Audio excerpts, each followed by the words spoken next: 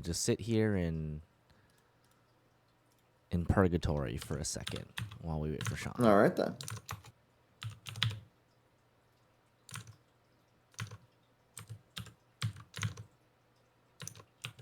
I sure love being in purgatory. Yeah.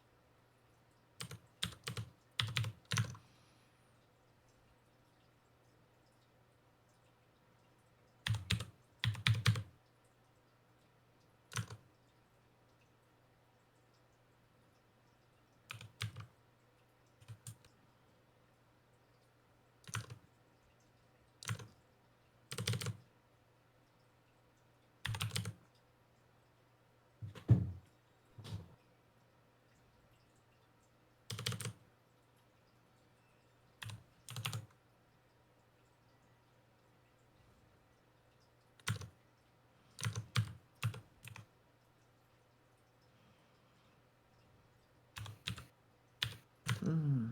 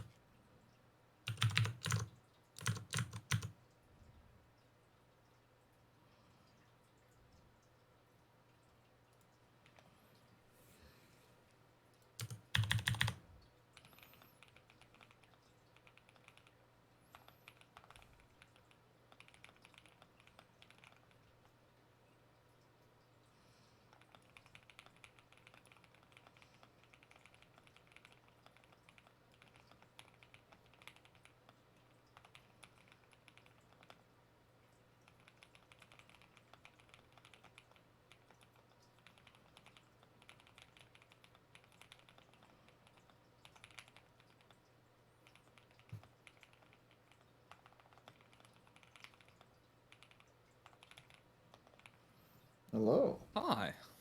Hello. My PC decided to just not exit sleep mode. Hmm. I had to hard reboot it. That was fun. Sounds very fun. Interesting. Okay, well, I've just sent the tweet out. We have pressed the living button. Yeah. What are we doing? Blood Hunters. Oh, that's It's it's been a bit. been a while. I guess so. I don't know. Time hasn't really been real the last 2 weeks. Fair. 2 weeks or 3? Yeah. Yeah.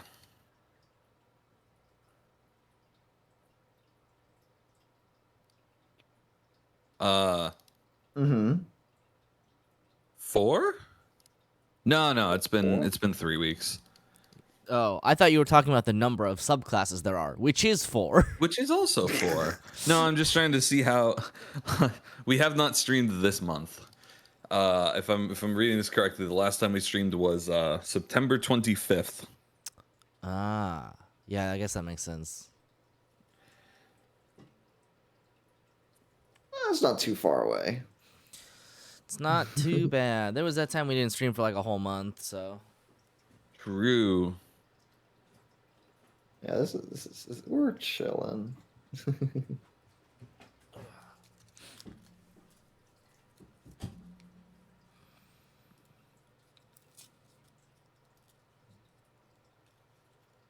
So what in the fuck is a blood hunter? It's a good question. Yeah, I don't really have an answer to that either. I think I may have looked at this like once upon a time, but you know,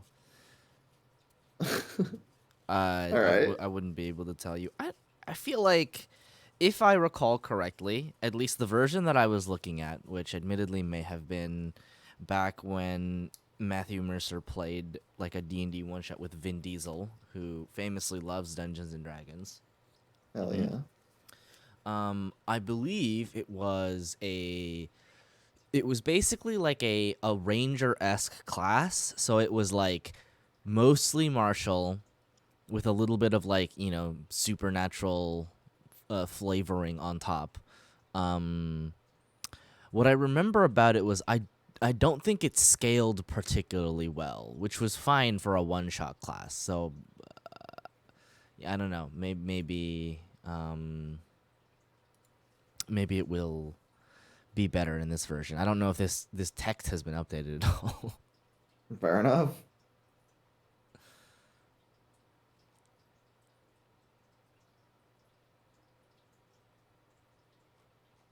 Yeah, I usually like to open with like, how many of X class have you played? So yeah, how many blood hunters have you all played?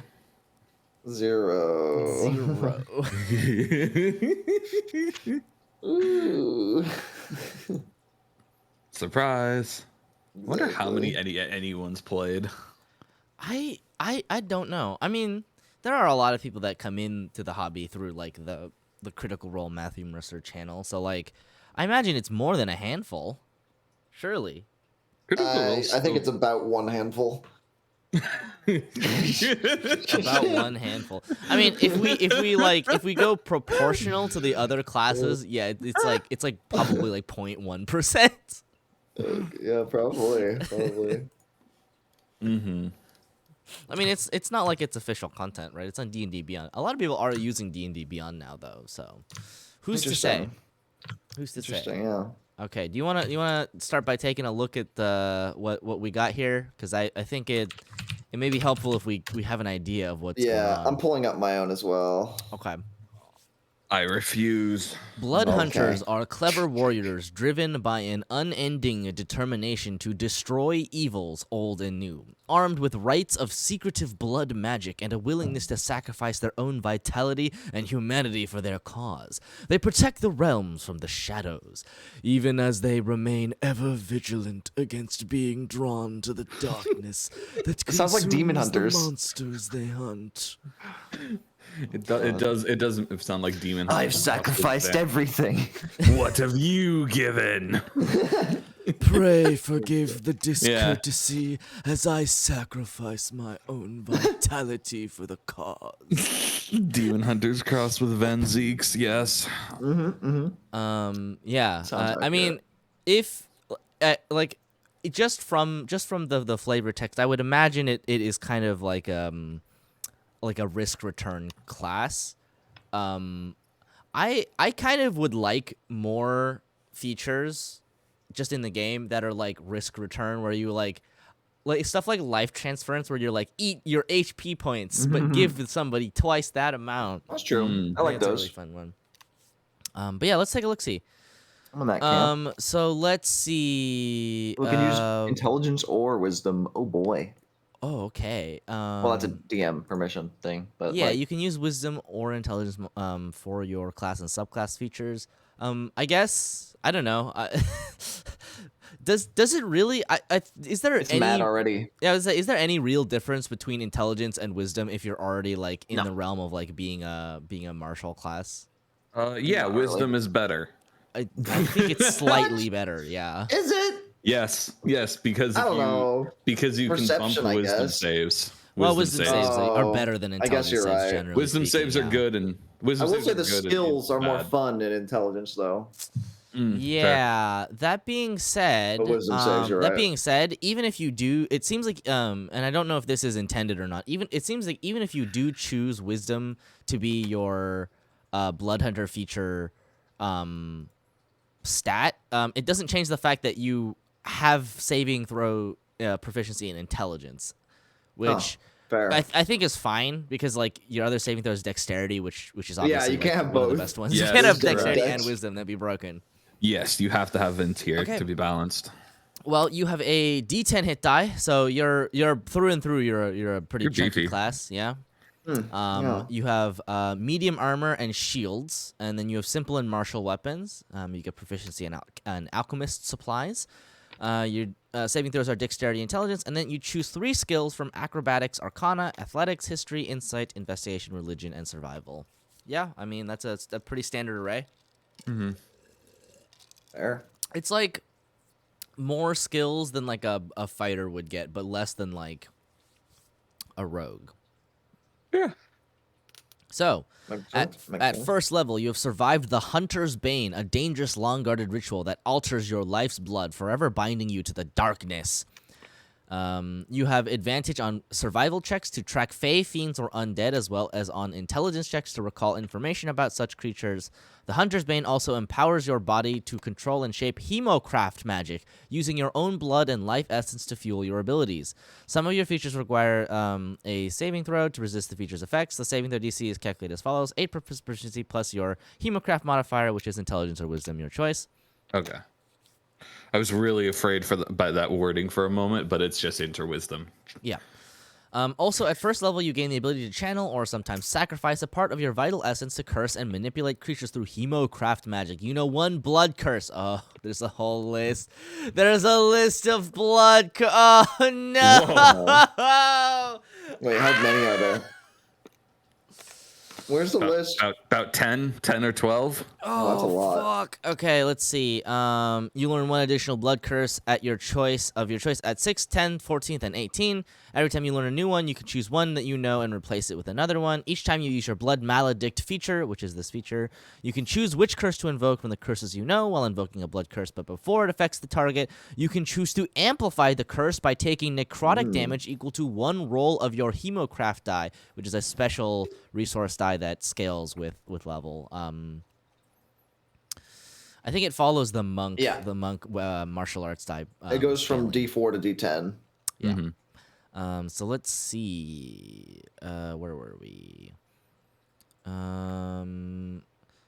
So you take necrotic damage equal to 1 roll of your hemocraft die, which is like 10 at most. It's not a lot of damage. This damage cannot be reduced in any way. An amplified curse gains an additional effect noted in the curse's description. Creatures that do not have blood are immune to blood curses unless you have amplified the curse. Okay, all right. Oh, that's Like, cool that you can amplify it. Blood Yeah, I skeleton. mean, I actually like that. If they don't have blood, you must use your own. you got Ooh, I like. that's great. If you don't have homemade blood, store bought is fine. And it's a great way to make your features not absolutely worthless on certain encounters. On certain Yes, encounters, yeah. If exactly. you're gonna put that in there, there's a way of working around it, which is good. Once you use this feature, you must finish a short or long rest before you can use it again. You can use it twice between rests at 6th level, 3 times at 13th level, and 4 times at 17th level, which is, Interesting. ironically, probably the best scaling on any ability, Yeah. any singular ability that a martial class gets. I wish it started a little higher than 1. Yeah, that's a little bit. Well, that's the thing. This is one of those ones that would have benefited. I assume this came out before Wizards started doing the number of proficiency uses. Proficiency bonus. Yeah. This isn't old. This probably came out before. I mean, Yeah. you could potentially be doing this a lot of times per day if you're taking short rests. So it's a little bit warlocky. Yeah, in that I mean, regard. it is 1 per short rest. Also, like, you know, if you want to amplify shit, like you gotta spend your bits. Wait, so you can only use this once per day, regardless of amplify or not, or once per short rest. Once per short rest, amplify or not. regardless of amplify. Correct. Yes. Okay, I think that means you're always gonna be amplifying it, to be honest. probably. Oh, yeah. But we'll have I to haven't we'll have really to take a looked at look. them Do you yet. want to take a look at the curses now or later? We probably should look at them now. Okay, kinda we'll look at think- them now. Okay. Okay. I was going to What say do you later. Okay. I kind of want to, because I don't know, I don't have a feel for the class yet. Fine. We'll do it later then. Okay, at second level, you get a fighting style. You can take archery, dueling, great weapon fighting, or 2-weapon fighting. No yeah. defense. Scrums. No, just picking +1 AC. You're gonna Yeah, fucking listen, melee, and you're gonna like it. Yeah, I was like, you're an Range. attack class. You're not a defense class. No, though you might be in the back shooting bow and arrow. Also, at second level, you learn to invoke a rite of Hemocraft that infuses your weapon strikes with elemental energy. As a bonus action, you can activate any rite you know on one weapon you're holding. The effect of the rite lasts until you finish a short or long rest. When you activate a rite, you take necrotic damage equal to 1 roll of your Hemocraft die. This damage can't be reduced in any way. While the rite is in effect, attacks you make with this weapon are magical and deal extra damage equal to your Hemocraft die of the type determined by the chosen rite. A weapon can only hold 1 active rite at a time, and other creatures can't gain the benefits of your rite. Choose 1 rite from the Crimson Rites below when you gain this feature. You can learn an additional one at 7 and 14. Okay.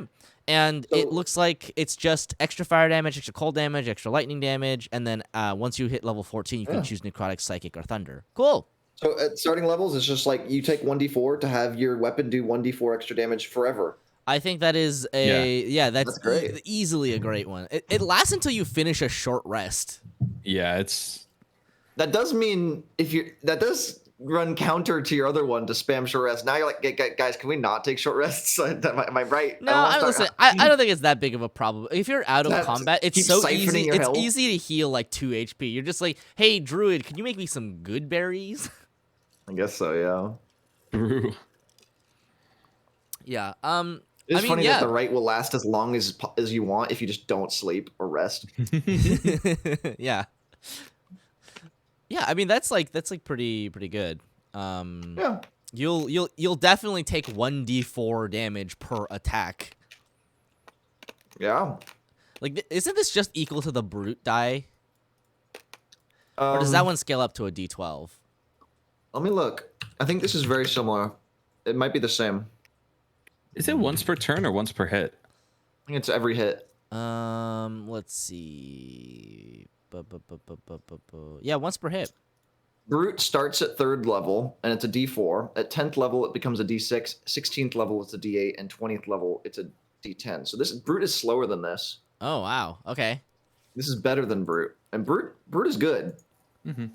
Brute, however, is on Fighter, which can He's attack on Fighter, which gets 3 or 4 attacks. times. Yeah. Yeah. We don't know how many extra attacks this class gets true. yet. I looked. It gets 2. So. Oh, that's sad. Okay. And then you get to choose your order at 3rd level, which is the subclasses. And then you get your ability score improvements at 4, 8, 12, 16, and 19. That's pretty normal. You get extra attack at 5th level.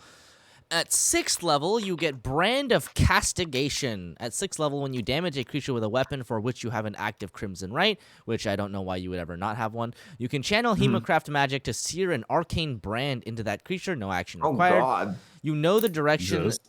You always know the direction to the branded creature as long as it's on the same plane as you. Further, each time the branded creature deals damage to you or a creature you can see within 5 feet of you, the branded creature takes psychic damage equal to your Hemocraft modifier, minimum of 1. So that's your ability modifier. It's your wisdom, yes. Huh. Well, this further enhances the MAD of this class. I think you would take dexterity and wisdom. I think those are your 2 skills And no con? You have to take con. Yeah, I guess you have to take con. But you say that, but every class has to take con. No. This class, actually, if we're trying to play this optimally, and if we're ranking this, we have to play optimally. Isn't the optimal thing to just put a right on your bow and just stay in the back? Probably. I think you're right.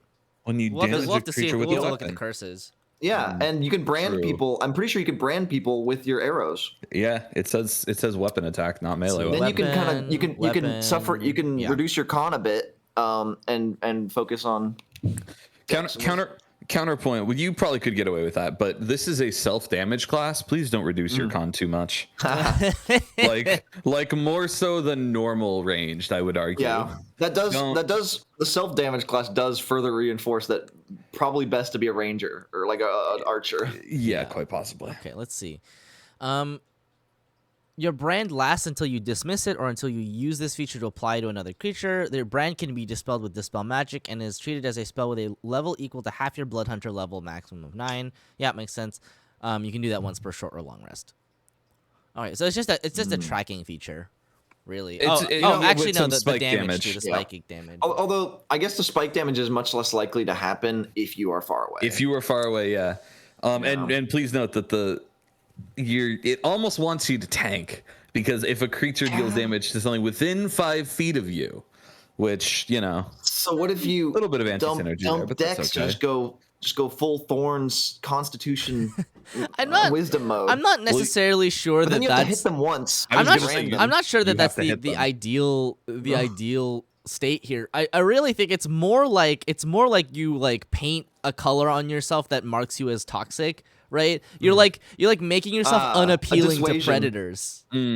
Like, It's not Fair. that. I don't think this is a feature that is like so good that you would want to really like super utilize it unless you were like Agreed. giga building thorns. I think that's exactly right. I think it's literally just like it is more annoying to hit this squishy archer than it is to hit the tank. 'Cause Fair. then I'll take damage. Well, what about the next creature? Okay, 9th level, you gain a supernatural talent for discerning the secrets surrounding mysterious relics or places touched by evil. Whenever you make an intelligence history check to recall information about the sinister or tragic history of an object you are touching or your current location, you have advantage on the check. At the DM's discretion, a suitably high roll might cause your character to experience brief visions of the past connected to the object or location. Cool. It's so edgy. Yeah. You only know this if the info is sinister or tragic. Wow, you're right. It's so funny. It's like no happy memories here. So edgy. And at 10th level, your magic of Hemocraft suffuses your body to permanently reinforce your resilience. Your speed increases by 5 feet, and you have a bonus to strength, dexterity, and constitution saving throws equal to your Hemocraft this. modifier. What? Ooh. This is awesome. This is awesome. Whoa. That's great. This That means you have the best dex saves in the game. This really makes you want to do wisdom. It really, really does. You know what's really fun about this is it stacks with the Paladin aura. Yes. Oh my god, you can have such chunky saving throws. That'd be You'll so never funny. submit to anything again. Holy shit. That's awesome. Okay. I might take Resilient Con on this just to be a fucking saving throw master. Oh my god.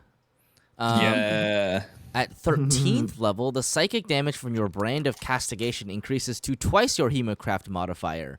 Additionally, a branded creature cannot take the dash action, and if it attempts to teleport or leave its current plane by any means, it takes 4d6 psychic damage and must make a wisdom saving throw. On a failure, the attempt to teleport or leave the plane fails. That's hilarious. Wow. They just can't get away. This stops the annoying like, you may have stopped me now, adventurers, but I'll get you next time. I was gonna say, this is one of those features that is like really niche, but like fixes a really deep annoying problem, which is bad guys teleporting away, and you're like, no. I hate it. And it's like It is pretty weak though. My counterpoint to that, well, I mean, it's not a counterpoint because we agree it's niche, as we just said. My counterpoint is that it's a save. If a thing can teleport away, it probably has some legendary resistance, so you better fucking burn that shit. Yeah, but if you're not in control of when they teleport. They could teleport before they burn it. But I mean, okay, you say you're not in control of like when they teleport, but like it's like if a creature is teleporting away, there is a decent chance that it is doing that to run away because it doesn't have legendary Because it has no more. resistances That's a fair argument. What doesn't have a saving throw is that it just flat out cannot dash. So if you are someone in the back shooting a longbow, they just can't dash to you. That's pretty good. You could backwards kite, shoot, they move forward and don't reach you. Then you backwards kite, shoot, they will never reach you because they can't dash. True. And especially you have a little bit more speed now. Your speed increased by 5 last level. Yeah. At 14th level, you have advantage on saving throws against being charmed and frightened. Neat. Yeah, that's all right. Cute. not the most exciting. You already had half that if you're an elf, but yep. And at 20th level, your mastery of blood magic reaches its height, mitigating your sacrifice and empowering your expertise. Once per turn, whenever a blood hunter feature requires you to roll a hemocraft die, you can re-roll the die and use either roll. Additionally, whenever you score a critical hit with a weapon for which you have an active Crimson Rite, you regain 1 expended use of your blood malady feature. Nice. Okay, so Okay. you know. That does feel like a little bit of a lackluster 20th level feature, though. Yeah. Yeah, it's Agreed. not super exciting because the thing about the hemocraft die stuff is that like They're small. they're you can apply it to any stage of it because it seems like there's like 2 or 3 stages at which you roll one, right? One for the damage, one for the whatever effect you're doing, and then maybe there's an extra effect in some of the blood curses. But Sure. also it's like you re-roll a d10 from a 10 to like a 6 and you save like maybe 4 HP and like you're playing with small beans numbers here. Like there's no Yes. real point. Yeah. I don't think this changes the equation in any meaningful way, but does this apply offensively? Yeah, it was off it. Anytime you roll your hemocraft die. So anything that is tagged with your hemocraft die. So on your weapon attack against an enemy, you can re-roll that 2 that you rolled on your D10. Yeah. Yeah. Okay. Bit better. a little, nice little feature. bit extra damage, I guess. This is the capstone. Yeah, you can pretty much use it at any stage of the hemocraft die boring economy. Capstone. D&D, It's not yes, that but interesting. 5e has, but like, 5e has a long and storied history of boring capstones. So this sits like Paladins are right. great. This sits right alongside True, it Warlock. Oh, help me out here. Hard. It's Ranger. it's really faster Ranger's boring, to too. list the classes that do have good 20th level capstones. Like Well, I kept doing that, and I kept thinking of classes Paladin. that had good ones. Paladins are awesome. Paladins I are believe good. Wizards have a fantastic one. It's not as good as their 18th level one. Is Wizards a signature spell, which is like the level 3 spell that you can cast? Yeah. It's not that great. Or I mean, it's- it's cool. It's pretty average. signature spell. Yeah. That one's all right, but it's not. pretty You're right. It's not stellar. Not the most exciting. Sorcerer has a flashy. shit tier 1. Druids is awesome. Isn't there Fucking the incredible. infinite Oh, one? that's true. Druids are cool. Druids Yeah, is, infinite wild shape. Yeah, this one rules. It's like Yeah, Druids is Sorcerer single-handedly sucks, you're makes right. it. Barbarians have a really cool one. I love the barbarians True. one. It's very simple, but I like it. It is. I love the barbarian one because it's like, it's so like not it's so boring because it's just a stat increase, but it's so many stats that you're like, well, actually, hang on. yeah. And they go It's so much higher. better than like your short rest, you get another use of your shitty feature that you barely use as your Yeah, capstone. like Can- the thing is that like you're right. Also, the fact that the limits go up too means that without like boons and stuff, you're really looking at this as like the peak of martial ability. Yeah, you're breaking your limits. Loots goes well, Mads. We're just lamenting the fact that you have about 50-50, about half the classes in 5e have pretty underwhelming level 20 features. Can anyone off the top of their head tell me what the level 20 fighter feature is? Because I can't right now. I don't remember it. it's a level. I thought it was another action surge. No, that's 19. Is it 20 Action that- surge. four Oh, maybe attacks? it is actions. No, 19 is 4 attacks, I believe. Then I was right. Then it must be the action surge. I bet you're for right. 20. Wait. Well, let's check. Oh, do fighters? Oh my god. Do fighters? No, level 20 is the Dan was other right. extra attack. Yep, look at the chart, Josh. Oh, okay, here we go. Yeah, level 20. Yeah. Well, you'll take the 4th attack. Of course. That's great. I mean, it's not the most exciting, Oh. but it does. It once again. it's exactly what you're playing that class for. Yeah, no, that's a good. I That's a want good. to attack. That's a good one. You're becoming the ultimate fighter. Yeah. Okay. So let's look at the blood curses. Curse of the Anxious. As a bonus action, you harry the body or mind of a creature within 30 feet of you, making them susceptible to forceful influence. Until the end of your turn, charisma intimidation checks against that cursed creature have advantage. Amplify. The next wisdom saving throw the cursed creature makes before this curse ends has disadvantage. There you go. Just amplify this so that they can't run away. I guess so. Intimidation checks are not very useful in 5e. It's not super useful, no. At least not in combat. And wisdom saves are. Yeah, you could maybe do. You'll some help out shenanigans with that. your party members, maybe. Yeah. Okay. Curse of Binding. You attempt to bind a large or smaller creature that is within 30 feet of you, which must make a strength save. On a fail, the cursed creature's speed is reduced to 0, and it cannot use reactions until the end of your next turn. Nice. For Amplify, the curse lasts for 1 minute and can affect any creature regardless of size. Oh, baby. The cursed creature can repeat the saving throw at the end of each of its turns, ending the curse on itself on a success. All right. All right then. Curse of Bloated Agony. Oh my god. As a bonus action, you Sounds curse a creature nasty. you can see within 30 feet of you, causing its body to swell until the end of your next turn. For the duration, the creature has disadvantage on strength checks and and dexterity checks, and takes 1d8 necrotic damage if it makes more than one attack during its turn.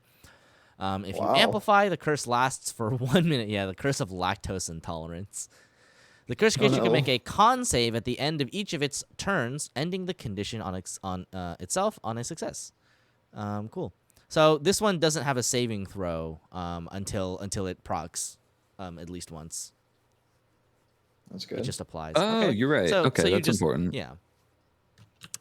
But it looks like it only takes the 1d8 necrotic damage once, so it's not like that great of a deterrent. It's just a little extra damage for a creature that has extra attack. Wait, you don't think that part applies for the whole minute? No. What I'm saying is it doesn't apply more than once. Oh, So like if Oh, a you're creature right. makes 3 attacks, it's not going to take 2d8 necrotic damage. It'll take 1d8 for daring to Yeah, attack. that's more. fair. you're right. Which is probably worth Okay. it for it to just ignore this. Which Wait, so I think is kind you of could the just idea. consider this. You could just consider this It's a just 1d8 extra dot. damage. Yeah. It's That's not very great. yeah, it's a 1d8 dot with a slightly annoying condition on it in that they have to attack twice. So this is like kind of shitty. Yeah, agreed. Not right? not amazing. Curse of Corrosion is 15th level, and you must be Order of the Mutant, okay? As a bonus action, you cause a creature within 30 feet of you to become poisoned. The cursed creature can make a Constitution saving throw at the end of each of its turns, ending the curse on itself on a success. So you poison someone, and they a good have condition. to succeed. So Yeah, because their Yeah. first turn, there is no save. They have to deal with that turn being poisoned. Yes. nice.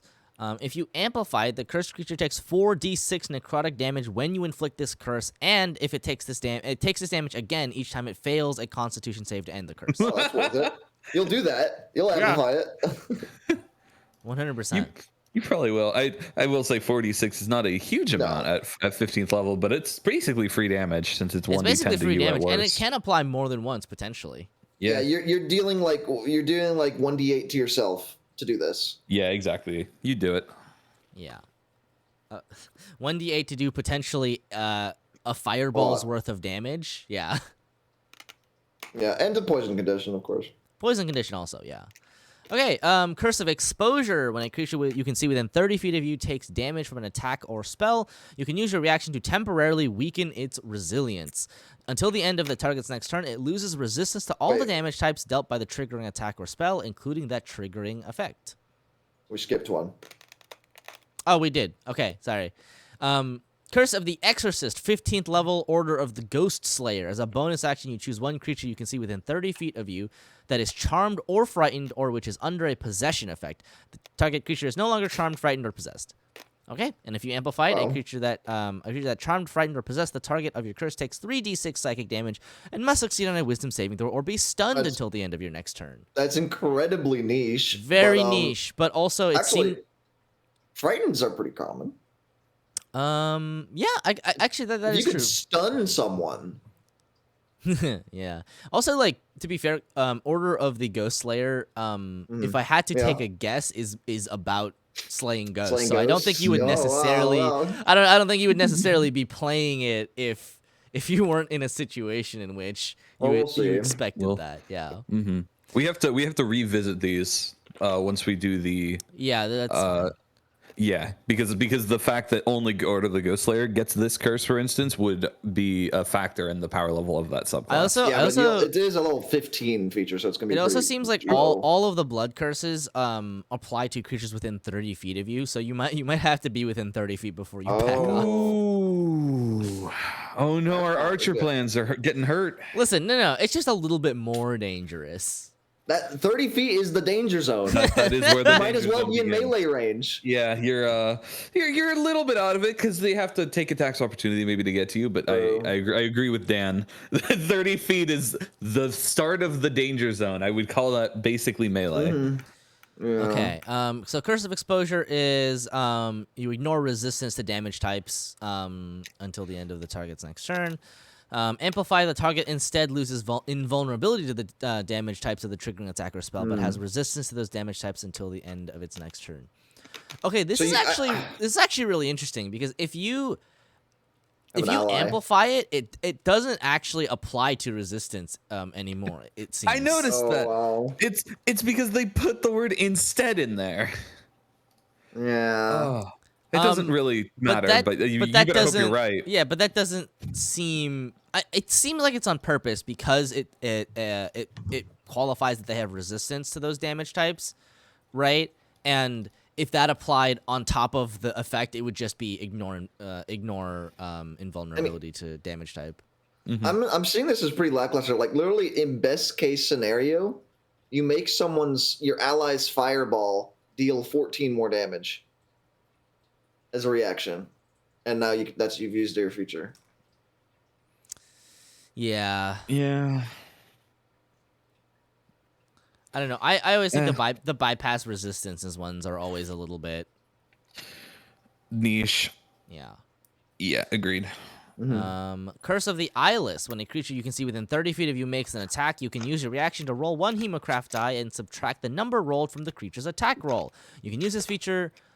You can choose to use this feature after the creature's roll, but before the DM determines whether the attack hits or misses. The creature is immune to this curse if it is immune to the blinded condition. And then Amplify, you can apply this curse to all the creature's attack rolls until the end of the creature's turn. You roll separately for each affected attack. Wait, so you use your reaction to make them less accurate on a single attack? Yes. Yes. And if you amplify it, it's every attack they make on that turn. That seems one pretty turn. good. Yeah. Yeah, I mean, you're reducing it by like anywhere from 1d4 to 1d10. That's like And accuracy, like that 1d4 is still a reverse bless right there. There's a spell for reverse bless, Dan. It's called Bane. Reverse blast. Yes, it's my favorite spell. Okay, maybe that's right. Okay. So yeah, that one seems okay. Blood Curse of the Fallen Puppet. You can when a creature you can see within 30 feet of you drops to 0 hit points, you can use your reaction to instill that creature with a final act of aggression. The creature immediately makes 1 weapon attack against a target of your choice within its range. Yes. Whoa. Wait. You can. Is it the attack allies thing? Yes. I believe so, because it doesn't say that. Oh, that's so good. That's evil and so good. So funny. You can kill someone, and before they die, they will stab their ally in the back. Yeah. See, That's great. It's funny that was the first use case that came to your mind, because the first use case that went to my mind was your tank goes down and you use him like a puppet. That was the first use case that came to my mind, but the second use case was exactly when I realized, oh, hold on, this doesn't say ally on it. Yeah, this you is can use this on anyone. And suddenly it becomes way better. Okay. Amplify that gets to move and gets a bonus to the attack roll equal to your wisdom. Neat. It's honestly it's pretty fucking funny. If nothing else. Using your reaction to do know. using your reaction to do 1 attack is a 14th level like barbarian feature for a lot of the barbarians. Like, yeah, but it's so efficient. conditional based on Yeah. who's next to you. Yeah. Okay, but in most combats, I will say there are people that are dying. Now, is it worth making them do an attack that'll do like 6 damage? Maybe not. So something has to die. It has to die within 30 feet of you, and it has to die within half its movement speed of another enemy that you are fighting. It has to be worth using it on. Yeah, And it also I think I think that's really common actually. But in 90% of those cases, those enemies have weak attacks. Yeah. God, I love the flavor though. Is a guy with a big attack dying near enemies. That's less He's only dying last. Also, like when a guy with a big attack dies, like usually the encounter's over at that point. Yeah, Who cares about the trash? Like I said, he dies last. Like Yeah. Oh, but I love it so much. That's very fun. I like that. At 18th level, in the Order of the Lycan, as an action, you unleash a blood-curdling howl. Each creature within 30 feet of you that can hear you must succeed on a Wisdom saving throw or become frightened of you until the end of your next turn. If a creature fails its saving throw by 5 or more, it is stunned while frightened in this way. A creature that succeeds on its saving throw is immune to this blood curse for the next 24 hours. You can choose any number of creatures you can see to be unaffected by the howl, and if you amplify, the range of this curse is increased to 60 feet. Okay. So you use your action, and everybody good. that you choose within 30 feet of you or 60 feet has to do a wisdom save. And if they fail badly, they are stunned. That's Not- really good. Not that you choose. Not that you choose? You don't get Oh. to choose who gets hit by this. That's really bad. Well, Each creature no. within- No. Am I misreading? You can choose any number of creatures you can see to be unaffected by the howl. Oh, That's really sorry. good. They worded it poorly because read the second sentence. Each creature within 30 feet of you that you can hear you. God, that's so annoying that he worded it They could that have way. literally just each creature you choose within You 30 choose feet. within Correct. 30 feet, like Yes. They every wrote other this so one. badly, yeah. Ugh, that's irritating. Well, But good. yeah, but that's helps a because lot. it's because it isn't official content. Mhm. So anyway, yeah, this is potentially very good. Yeah. I mean, you only get this at 18th level, so Yeah. I mean, yeah, I got nothing else to say. Like being able to frighten / stun in a 60-foot burst out from you is like pretty nuts. pretty Gucci. Very good. Yeah, you'll take that crowd control even if you're not attacking. I mean, honestly, like at this point, like it may change when we get to the subclasses, but there's no real indication that like attacking is efficient after like say when your fighter gets like their third attack. Yeah. Yeah. Well, yeah. We'll see. Well, we'll see. As a bonus action, Curse of the Marked, you can mark a creature you can see within 30 feet of you until the end of your turn. Whenever you hit the cursed creature with a weapon for which you have an active Crimson Right, you roll an additional Hemocraft die when determining the extra damage from the right. Okay. And then if you amplify, the next attack roll you make against the target before the end of your turn has advantage. So this is like you double your extra damage die for one attack. That's kind of what I was thinking too. Yeah. At low levels, this is deal 1d4 extra damage. Yeah. It's giving advantage on your next attack. That's nice. Worth it, usually. Especially since you only get 2 of them. At low level, at low level, you only get 1 of these. Up until level 6, then you get 2. They meant 2 attacks. Oh, Yeah, you only ever get 2 attacks. yes. That's true. But like, okay. I mean, at low levels, you're probably should be using this in most cases where you don't have anything else to use. Yeah, it's not like there's anything else that would be really that useful. I guess Curse of the Fallen Puppet would most likely be more useful at lower levels, given the type One of attack. enemy that you tend to face Yeah. in lower levels. You're right. Their one attack is about as good, is stronger than you dealing 1d4 extra damage. Yeah. Yes. In most cases. So, Blood Curse of the Muddled Mind. As a bonus action, you curse a creature you can see within 30 feet of you that is concentrating on a spell or using a feature that requires concentration.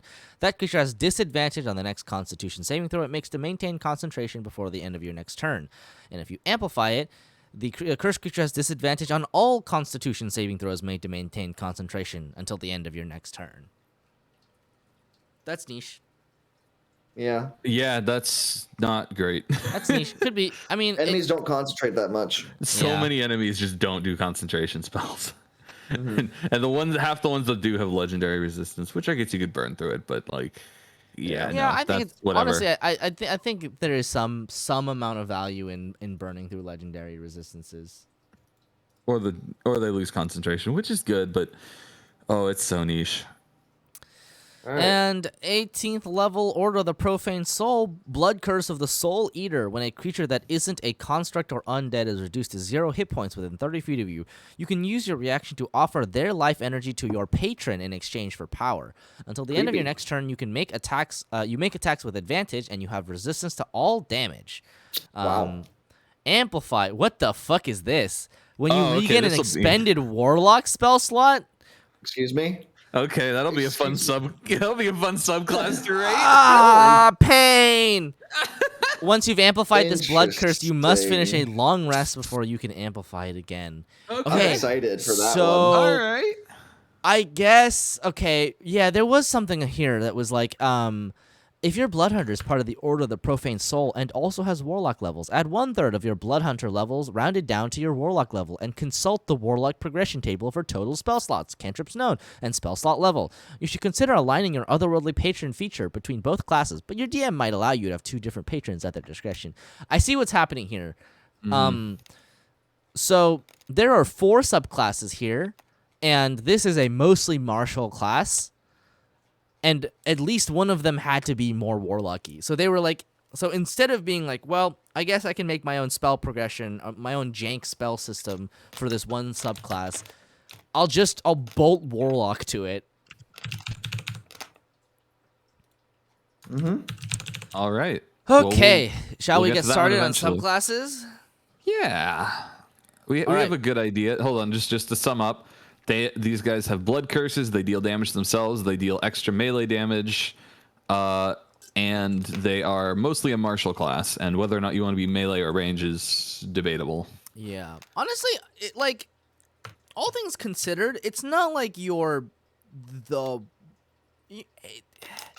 You are losing out, definitely, compared to something like a fighter, and your blood curses are of varying efficacy. How many of them you might want to use, especially the ones that have nothing to do with any of the specific subclasses. How much you would want to use those over just being able to attack another time, I'm not sure. Like, obviously at 11th level, like let's say fuck off Bing. Why did you pull up a calculator like that? Okay, so let's say a fighter has a D10 weapon, so that's 5.5 plus 5, and then they make 3 attacks, so that's 31.5 damage, right? A blood hunter at this level presumably has, what would we assume here? Are we going with the bow build for optimal, or are we going for like a Most a likely, melee yeah. attack? Okay, so a bow is 4.5 plus your ability modifier is 5, and then at 11th level your die is a D8, so that's another 4.5, right? Times 2, so that's like 28. Which is like, you're losing like 3-ish, 4-ish DPS, or like damage per round. It's not terrible, all things considered, considering you do get quite the potential for more stuff to happen, right? You can double the damage on your thing. So like, honestly, at like 11th level, it's not like you're that far behind a fighter. So it's not too Fair. terrible. But do you Agreed. get that much other stuff? Well, that's the Apparently question. no. We haven't really looked at the subclasses. We've got some subclasses that may or may not. Yeah. If there wasn't any subclass, then currently definitely not. Well, if there wasn't a fighter subclass, then Yeah, I'm right. just We're saying just that- looking at a base Yeah. fighter, but fighters have subclasses, and some of them are useful. worth acknowledging. While it is important to get this context because it helps to compare to other classes, we are not ranking Blood Hunter against Fighter. True. No, We are only but ranking the subclass, and yeah, I acknowledge that there's some overlap there. If another one does your job better, then it's good to have that in mind. But we're just like kind of talking about like the efficacy of Blood Hunter as a martial class, which is to say, it's not too terrible, all things considered. Honestly, it seems to have more things going for it than like right now 5e base hunter, or ranger rather. That's the class. Ranger can cast spells, I guess. Anyway, Order of the Ghost spells. Slayer. You hunt ghosts. When you join this order at Always wanted 3rd to level, hunt you learn the Rite of Dawn as part of your Crimson Rite feature. When you activate the Rite of Dawn, the extra damage dealt by your Rite is radiant damage. Additionally, while that Rite is active on your weapon, you gain the following benefits. Weapon sheds bright light out to a radius of 20 feet. Resistance to necrotic damage. When you hit an undead creature with a weapon for which the Rite of Dawn is active, you roll an additional Hemocraft die while determining the extra damage from the Rite. That's actually pretty good against undead. yeah, Against undead. yeah.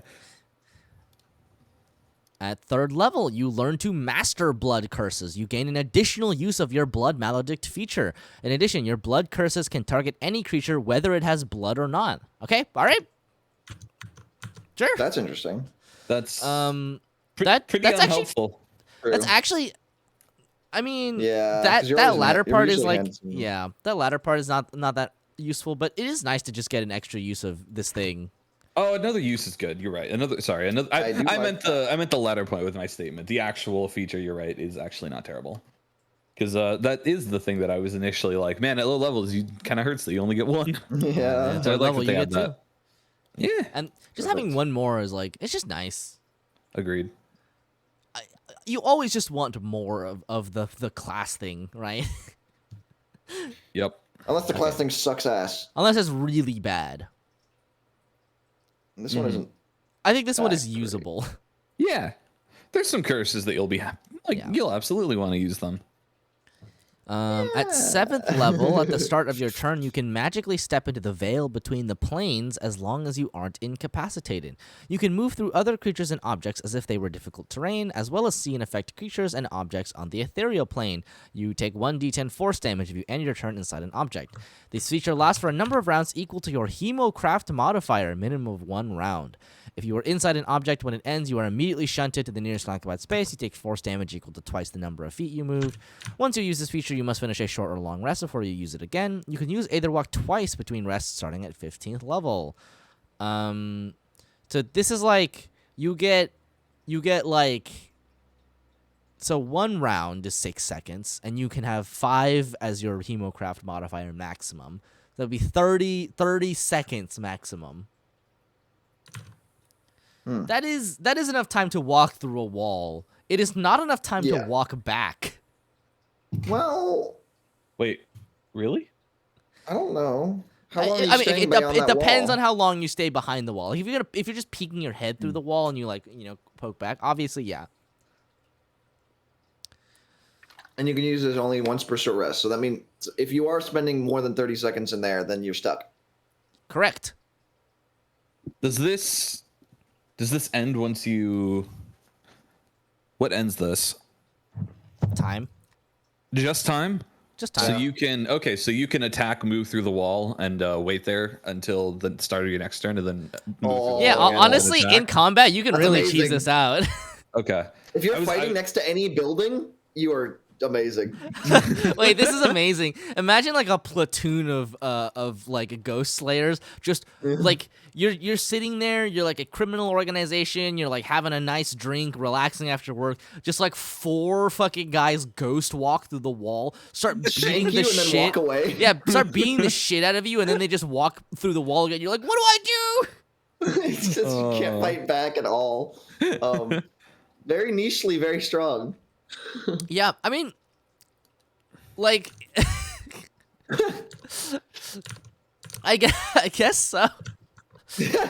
Like, you could definitely cheese it out. I think it's You can definitely exploit the shit out of cheesable. this. It's cheesable. It's not always useful. It is environmentally situational. Granted, the situation is: are there walls? And is it safe behind those walls? Which I guess To isn't be always fair, the case. you can also end your turn in a wall if and the only thing that happens is you take 1d10 force damage. So depending on the situation, you can like walk into Wait. like a room, pop this, and then just like sink into the floor, and then like pop your head out like once every round to like do your attacks. Wait, yeah, you're right. Just stay in the floor. You don't need a wall. You're right. You're immune. I mean, you're immune, but you're taking a very casual dot At the start. Wait, when do you? So you take this dot at the start. at the end If of you end your your turn. If you Okay, end your turn. So okay, but like, I guess yeah, okay, and that doesn't mean they're just gonna attack your allies. Yeah. Yes, true. it is But, of like- no use to anybody else. There is use. It is aggro swappiness. It's a really weird form of aggro control. I've gone from thinking this ability is useless to, you know what, this is fine. This is fine. That's kind of where I'm at. I'm like, yeah, I like it's it. it's definitely usable in a really funny way. It just feels so cheesy, but that's fine. It's how it goes. Wait. Sorry. Well, we'll keep going, but I did have the thought that we haven't had any 5-foot pushes yet. Whoa! Oh my God, you're right. You're right. Yeah, Maybe this was before the 5-foot push era. I'm hoping that we're gonna The get era. one of these subclasses. I like it. I Like agree. everybody has like aesthetic like eras, and they have like you know, like design philosophy eras. I think right now Matthew Mercer's in that 5-foot push era. Could be. I would love to design a class where a 5-foot push is actually useful. Just I'll show that Matt Mercer. You have I'll to be- show you have you, to be a- Matt. This is how you do it. You have to be a class that somehow like places traps on the ground or something. I don't know. Oh, hey, that sounds familiar. Oh yeah, you did do that. Anyway, 11th level, you get Brand of Sundering. Your Brand of Castigation exposes a fragment of your foe's essence, leaving them vulnerable to your Crimson Right feature.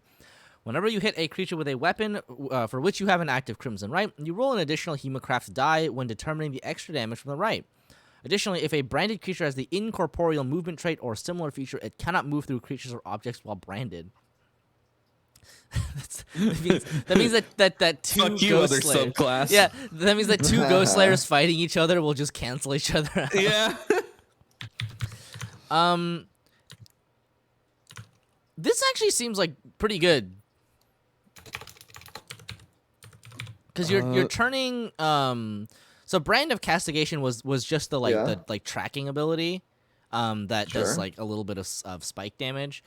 This just turns it into it like doubles the amount of extra damage you do. Like you have at 11th level, that's like what a D8 question mark. So you're doing like 2d8 extra damage. Yeah, D8. No, it's. Wait, what? What? Wait. It doubles the spike damage, right? No, from the right, the Crimson Right, which is the Oh, thing you okay, apply okay. to your weapon. Right. Sorry. So basically, your weapon does an extra Hemocraft die's worth of damage. So it turns your bow into a flame bow, but Okay, like better that's and neat. use the D8s. Interesting. And how Fair enough. often can you use Brand of Casting? I'm pretty sure you can only use this. It's like, always up. once. Oh, is it? Oh, you're right. You can use it once per short or long rest. So you'll pop this on the boss. Mm-hmm. It's not bad, not bad. Everybody loves an extra D8 to D10 worth of damage. Yeah. It's a shame it's once per rest. I mean, the nice thing about all these features is that nothing about these features clashes with the like functionality of a magic weapon. So like you're going to do that Ooh, extra damage true. even if you have like a flame tongue. And you're going to do it on top of the flame tongue, which is nice. That is nice. It's always really annoying when you have those class features that are like, it turns your weapon magical, but if your weapon is already magical, it doesn't do anything. You're like, then what's the point? Sadness. Anyway, at 15th level, let's see, you gain the blood curse of the Exorcist, and it does not count against your number of blood curses known. Which one was the Exorcist one? Oh, this was the one. Oh, I know exactly what this one was. It was the one that was just like, be gone, demon. But it does apply to Charm or Frighten, which it does give it some more broad utility, considering that Frighten is one of the most common conditions. True. Which I think is really funny, because it means you're exercising, like, just sort of basic human instinct. You're like, no, don't be afraid. Fuck you for making my friend afraid. Ow, I've taken psychic damage. No, my psyche. And I mean, how useful is that? Because this is just your 15th level ability. Hang on. Kind of Eh. how I feel about it too. Yeah, I got nothing else. Okay, at 18th level, you learn to protect your fading life by reabsorbing the energy you feed to your weapons. If you have one or more Crimson Rights active and you are reduced to 0 hit points but don't die outright, you can choose to have all your active Crimson Rights end and drop to 1 hit point instead. I don't know how useful this ability is. I'm going to say not that. I think you'd rather keep your Crimson Rights up and then just be revived by your friends. Depends on the initiative order, but yeah. And the attacks and a bunch of other shit, but yeah. The question. Hold on. So because I'm going off memory here. So Crimson Rights are is that the bonus attack damage? Bonus attack damage, yes. Can you have more than one up? I don't think so. That's why I'm confused. Right? Like, I thought it was only one. It's kind of what I thought too. Why do they say you can end all of them, or if you have more than one up?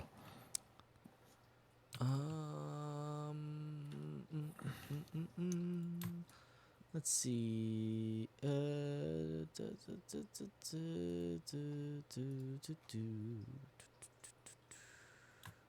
They don't stack, right? I think okay, if I'm reading this correctly, I think you can spread your rights amongst your weapons. Huh. Interesting. So a weapon can only hold one active right, but that doesn't necessarily say that you can't use it on weapons. They actually even clarify that other creatures cannot gain the benefits of your rights, presumably because this feature lasts so long, you can have it applied to multiple weapons. So like, if you're like, okay, I got my fire damage right on this one, and then my necrotic right on this one, or whatever. Does that make this a dual wield class? Well, it potentially is a dual wielder class, right? Because you can I choose know. 2-weapon fighting for your fighting style. I know. Is it optimal to dual wield? It actually might be. Well, that's what I'm saying, right? Ooh, the math. If your offhand suddenly gets a bonus 1d8 damage per attack, Honestly, okay. So, yeah. So let's take a look at this. What have I done? Because okay, I actually think that you might be right. So let's see, 4.5 plus 5 plus I don't know, what level do we want to consider the blood right? Like 1d8, I guess. Sure, I guess. yeah, So yes, it's 1d8. Look at it at 11th level. Yeah, at 11th level, and then you would essentially be doing that 3 times, which is 42 damage, which is pretty good actually. That would be better than a fighter attacking 3 times. It would. 42 damage. Is that? Yeah, 42. said? I think you would be dual wielding. I think just because the blood curses have that 30-foot range, I think you might just bite the bullet and start dual wielding. For better more be damage. Dog. Very, very mad class, but yeah. God, so when can you apply it to your offhand? Really? So the thing is that it takes a bonus action to apply, but they last until you take a short or long rest. The only stipulation is that you take damage when you apply it, and like if you're out of combat, you can heal that up really easily. Did somebody turn the heater on, by the way? Yeah, Steven was testing it to make sure that it actually worked because it was not. What kind of stats were you looking at this as? Like, cause, like what when you're 11th level, what do you assume your dex and or strength? So /wisdom is? I would assume that you are not building strength into this class. I would assume you are going dexterity as your primary stat, Seems because better. you can't wear heavy armor, right? So if you take dual wielding, right, and you kind of like spec into dual wielding, you're probably going to be wielding 2 rapiers, and so 1d8. Well, if you take a feat for it, which means you have less stats. Yeah, I guess that's true. Otherwise, you have 2 short swords. Yeah, which we is can just 1d6. consider like 2 short swords, like 1d6 plus 5 for your dex. Let's just say that you max your dex, plus 4.5 for your blood right, and then so you Do you think you can 13 get your damage per attack. blood right is 4.5? It's your okay. hemocraft, so it's 1d8. It doesn't matter about your wisdom. Doesn't matter here, I guess. No, it doesn't. Correct. Oh, that's good. That's great. Yeah, that's totally reasonable. Yeah, I think you would want to dual wield then. I think you're a damage class. Yeah. You better have some fucking con, but yeah, agreed. Yeah, I guess you'll want some con. You might want con. I think if you're in melee like that, you'll want con more than wisdom. I think you're Yes. right. Correct. It's dex con wisdom or con dex wisdom, depending on how much I of a think coward you are. Isn't the only thing you're getting from wisdom right now the thorn shield? Yeah, which is like Yep. kind of whatever. Like the difference between like 2 and 5 is not Yeah. that great. I think I think I you're expected safe. this class to have like spells or something. It's like, oh, what spell casting modifier will you use? Like, what? Well, I was gonna say I think your save DC is tied to your wisdom, but only some of the blood curses use it. That's true. Yeah, and So, some of them like, you meh. can easily, if you just spec into the ones that don't require it, you almost don't really need wisdom at all. Yeah. Okay, this is looking better. So yeah, I like that's it. not bad. That's Very funny. fightery. Yeah, I think dual wielding is ideal for this class. Top I DPS. I would do it.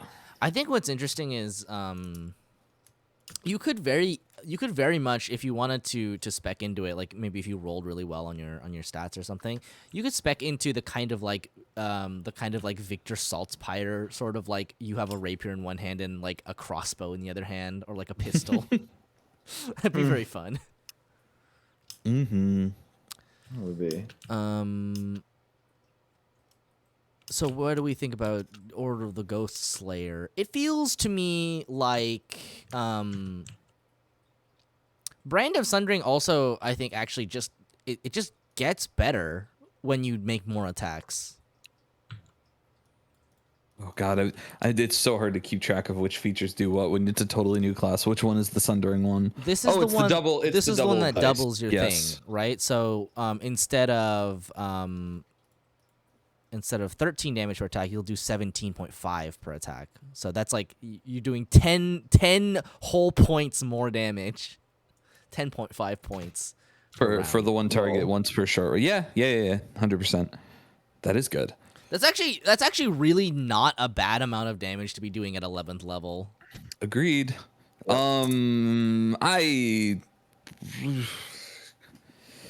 Etherwalk is actually not bad too. Yeah, B? this feels like a B class. At least for the moment. This is gonna be weird was- because there's only 4 of them. That's so funny. Yeah, it's gonna be the most sad.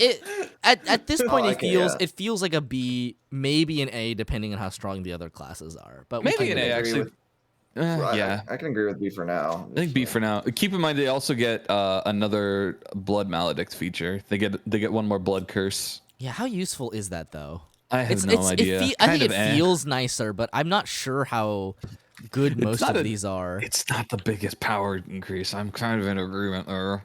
Yeah. Not a huge power spike at 3, but damned if it doesn't Maybe feel you good. just waste all of them on Blood Curse of the Marked.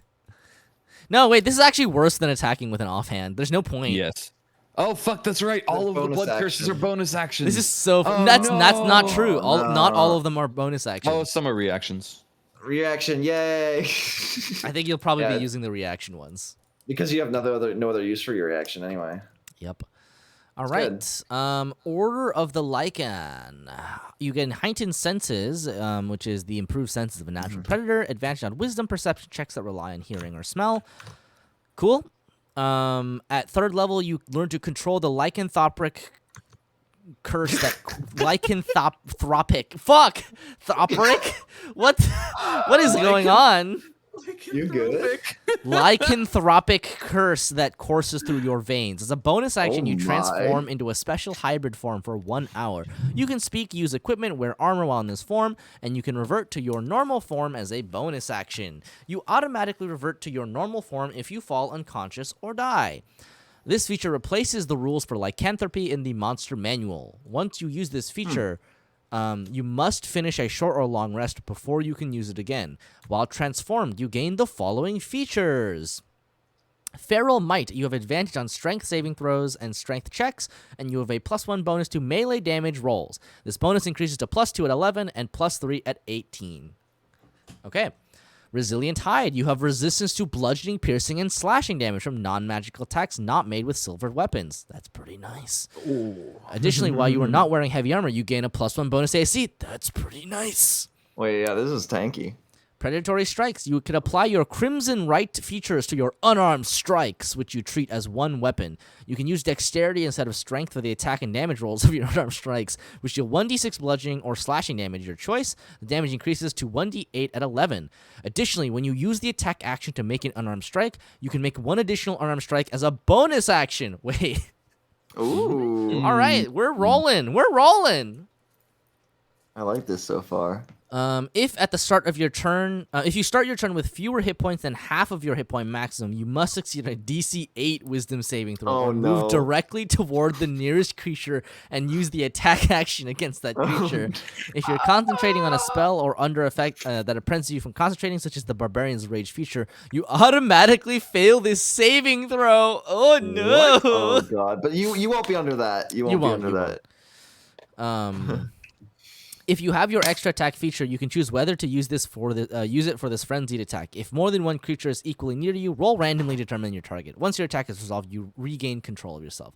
Luckily, DC 8 is so low that like you have to roll exceptionally poorly, and with just one resilient wisdom investment, you'll never worry about it again.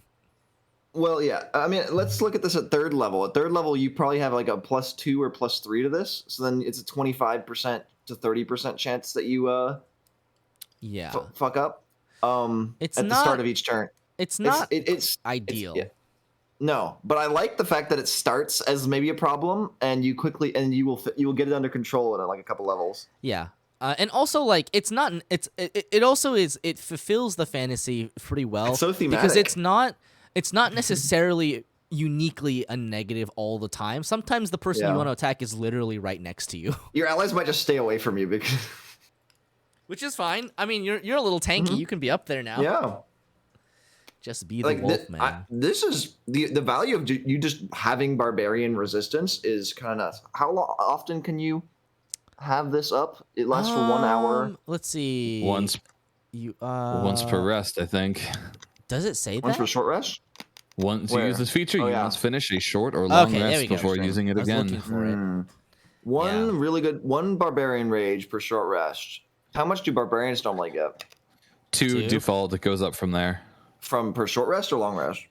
Long rest. I think it is a long rest. It is long rest. That's pretty compelling. So it's not a dissimilar amount of rages in many campaigns compared to with short rests in mind. I guess so. Predatory strikes. You can apply your Crimson Right feature to your unarmed strikes. Yes. So that means your first bonus action is you applying it to your weapons. Yeah, that's right. Isn't that annoying? Yeah. Wait. You know, it actually might be better. It might be better just to hold a weapon while you're in a transformation. I think it is. The problem with the Crimson Right is that you lose out on that first turn, because otherwise, if you carry a weapon that is that is righted, you can't right your hands, right? Like if you're not a wolf. Yes. And there's nothing stopping you from dual wielding 1d6 short swords. Exactly. That's really not that much worse than d8. If you were in were in a situation where like you can pre-buff with this, because it does last an hour, right? Yep. If you're in a situation where you can pre-buff with it, it's not the worst thing in the world, but also like you revert to your normal form if you fall unconscious or die. But your Crimson Rights on your weapons, I don't think do that. So like maybe you could just carry some weapons with you. Yeah. I don't think there's any real bonus to it, other than the fact that it means that you don't have to. It's more conditional, but you don't have to invest into dual wielding as hard. Yes, exactly. Because you get it automatically, so you don't have to take like dual wielder and all that stuff. At 11th level, but prior to 11th level, with the feat, dual wielding is technically better, and they're on par if you're not taking the feat. So it only really matters beyond 11th level. Oh, real quick, are you allowed to just at the start of your day, you're not even in werewolf form or whatever? Can you just put Crimson Rights on your fucking fist? I don't think so. I read that as no, because how I interpreted it. Because you gain while you are transformed, you gain the following features, and you can apply your Crimson Right to your unarmed strikes, right? Yes, exactly. And before it was probably like a weapon. It probably said in its text or something. I think it said weapon. Yeah. All right. Well, this isn't a problem. It's just You're right. It's really not that. Yeah. It's like it's not necessarily a problem. It's just like this is a backup solution. Yeah, exactly. This is like if you find yourself in prison. But you're still going to be dual wielding. You still get bonus damage. You still get resistance. You still get AC, and you still occasionally bloodlust and attack someone nearby. Can you Oh, imagine if you were? I love it, Can you actually. imagine if you were It's so just like thematic. in jail and somebody next to you just turns into a fucking werewolf and goes ape shit? I'd be like, oh my god. Mhm. Yeah, like this is already starting out really strong. It's hard. Like we know barbarians are a very good class, mostly just for their resistance. Yeah, like the Ghost Slayer, and I suspect that this is largely on purpose. Is like it feels very much like I am the normal class but better. And this feels like it's like I am granting you special feature. So far, we'll see how the rest go. But outside of Bloodlust, since our big complaint was how mad this one is and how con is important and how health might be a problem if you melee, it's like, well, resistance to damage is going to help with most of that. Oh, so yeah. we take those and +1 AC, and you also get some True. damage. Okay. Phenomenal 3rd level. At 7th Super level, good. your speed increases by 10 feet, and you add 10 feet to your long jump distance. Oh boy, and 3 feet to your Great. high jump distance. That's a Great. big jump. That's true, actually. 3 feet to your high jump. Can you imagine someone jumping 3 extra feet? That's like the size of a child. Like I think most of us can only jump like 2 feet. That's just like more than doubling it. Improved predatory strikes. You also get this when you're in your hybrid form. You have a +1 bonus to attack rolls made with your unarmed strike. The bonus increases to +2 at 11 and +3 at 18. Additionally, when you have an active Crimson Right on your unarmed strike while in your hybrid form, your unarmed strikes are considered magical for the purpose of overcoming resistance and immunity to non-magical attacks and damage. That's just And you'll solving probably the just use magic. weapons. That's just solving the oops, no magical weapon Yeah, problem. it solves the Fair. oops no magical weapons problem, and the fact that like And it gives pluses. unarmed strikes are always inherently at a disadvantage because they're not magical weapons and they don't have the Yeah. effects of magical weapons, Yeah, so it's and they don't it's have the just fixing cool that. stuff that happens with magical I- weapons. It brings like it up that to this magic one- weapons. I like that this one gives you the +1 to it and +2 and +3. It gives you the scaling attack damage. I feel like the other subclasses have not done that. You're right. Yeah, yeah. Because the other ones have it built in some other way, like the monk die. True. I guess so. Yeah. At 11th Sort of. level, you learn to unleash and control more of the beast within. You can use your hybrid transformation feature twice, regaining all expended uses when you finish a short or long rest. Your hybrid Nice. form also gains the additional benefit. At the start of each of your turns, when you have at least 1 hit point but fewer hit points than half your hit point maximum, you gain hit points equal to 1 plus your Constitution modifier, minimum 1. If you're in hybrid form, you gain these hit points before you make the saving throw for your Bloodlust. So this is like the champion like 17th level feature or whatever. You get this pretty you just early. regen. I have to parse that when you have 1 hit point, but when you have at least 1, but fewer than half. Okay, Yes. that window. Thank you. Yes. And it works even when you're not in hybrid form or like when you're not in werewolf form. It works in both forms. Does it? No, it says your hybrid form gains the following benefit. So you Wait, have but, to be in a hybrid form. What about the bottom thing? Like if you are, why does it say if you are in hybrid form? Hybrid form. You know what? That's a good question. I think it's just written badly. Oh. Well, never mind then. Let's see. See, this is better. 18th level. Yeah, at the Five start of each of your turns. Wait, Well, as it should be. yeah, and then you don't gain the benefit. You have 0 hit points. Like this is how you should write it. Like there's literally something already written in the book like it. Anyway, This was in fact, yeah. nitpicks aside. Yeah, when I've made custom subclass and stuff, the first thing you always do is you copy paste a similar like feature to use their wording because you want to have Exactly. you always want to have the wording be consistent.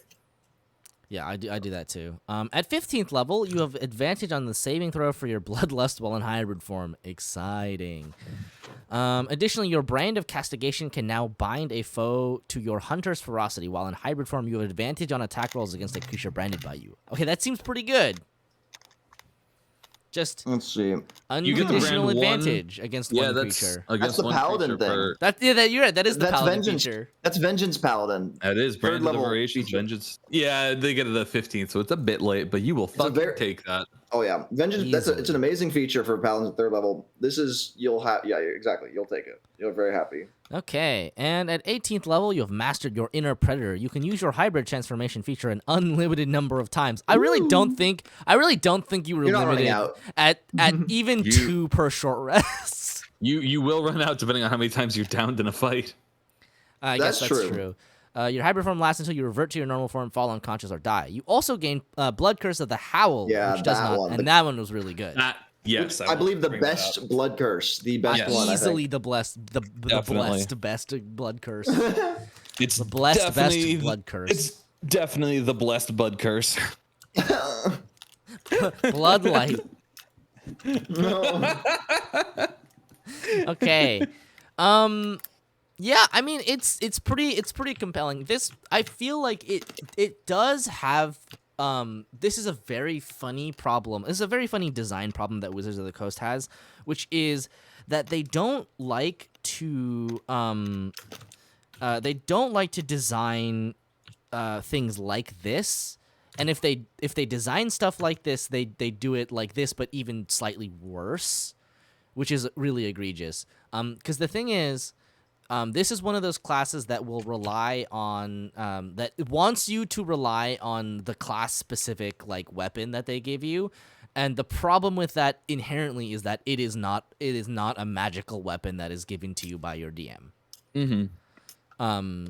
Do you lose out on that much power? Not necessarily. Most of your class features work even without predatory strikes. Yes. It just feels a little bad because you're getting this You're getting stuff you won't use, and then you might not use. Other stuff could be there instead, and you could have a better class. But this is just the other stuff in this class is pretty fucking good, I would say. Yeah, I would tend to agree. I don't think you're unhappy realistically. I don't think you're unhappy at any level, even 10th, even a 7th level, right? Even if you're not going to use predatory strikes, even if you're like, I have 3 magical daggers that I can cycle between if I want to, right? 10 feet of movement. Yeah, that's great. You'll take right. That. This is a very good class. Mm-hmm. Yeah. Is it A or S? It might be S, just because I think fucking barbarian shit is just nuts. Like, I don't even know what is better, a normal barbarian or this. Yeah, I wonder. I mean, I think most barbarians are not, the zealot barbarian. That gets the extra damage. So this really might be very on par with most barbarians. Yeah, maybe even better than some of them because it gets some of these other. Well, it's definitely better than frenzy barbarian. I think this might be like a B tier barbarian. Yeah, which makes it an S tier blood hunter. Yes. I'm fine with that for now. Yeah. Normally I don't like putting S tiers if they have like features that aren't really useful, but every single feature that like you might not get use out of had an additional condition on it that you probably will get use out of, so just broadly useful. Okay, Order of the Mutant. Let's see. You use corrupted alchemy and toxic elixirs to alter your blood even further. I think this is just The Witcher. When you choose this archetype at 3rd level, you learn to master forbidden alchemical formulas known as mutagens that can temporarily alter your mental and physical abilities. As a bonus action, you consume a mutagen, whose effects and side effects last until you finish a short rest or long rest, unless otherwise specified. While one or more mutagens are affecting you, you can use an action to focus and flush all mutagens from your system, ending their effects and side effects. It'd be such a useful feature to have in real life. Imagine if you like got drunk at a party and you're like, well, gotta drive home. Flush! Interesting. Mutagens are designed for the specific biology of the character who concocted them, and your mutagens have no effect on other creatures. They are also unstable by nature, losing their potency over time and becoming inert if not used before you finish your next short or long rest. Okay. So at you get 1 mutagen, and you know 4 formulas at 3rd level. That goes to 2 and 5 at 7, 2 and 6 at 11, 3 and 7 at 15, and 3 and 8 at 18. Okay. And now we have to look at mutagen. Fuck. Oh my god. There's just it's like a Matryoshka doll of lists.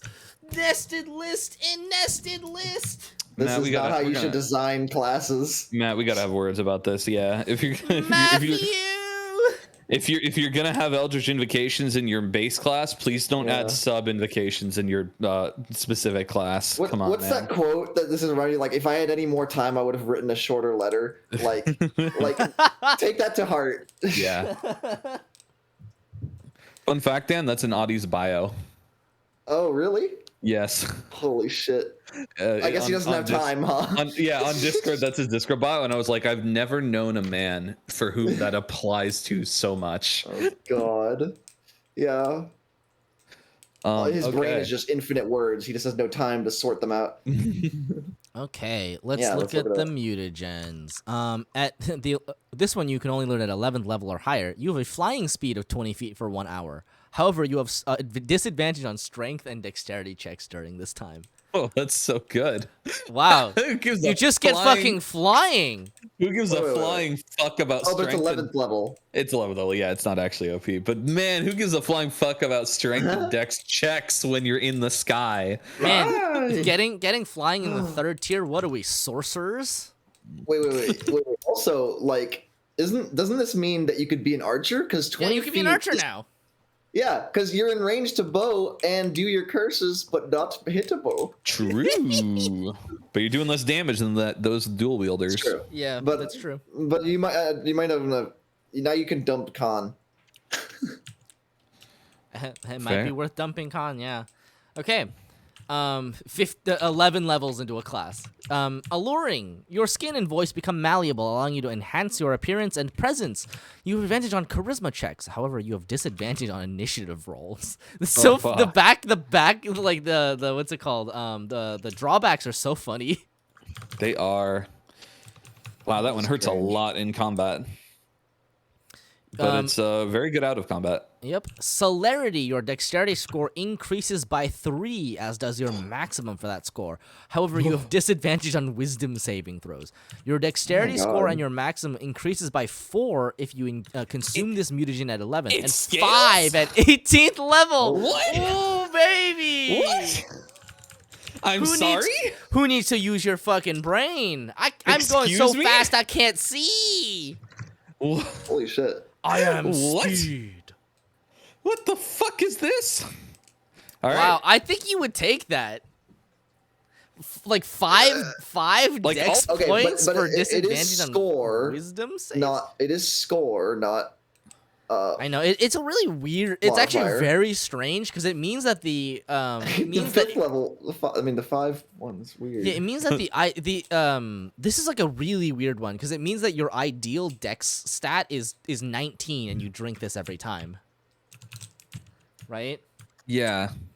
I guess. God, so. that's so awkward. I mean, you would get 20 and you would just eat. You're not 25. waiting till 18th level to get while sticking at such a low. Yeah, I particularly like that it always upgrades on levels in which you don't get ASIs.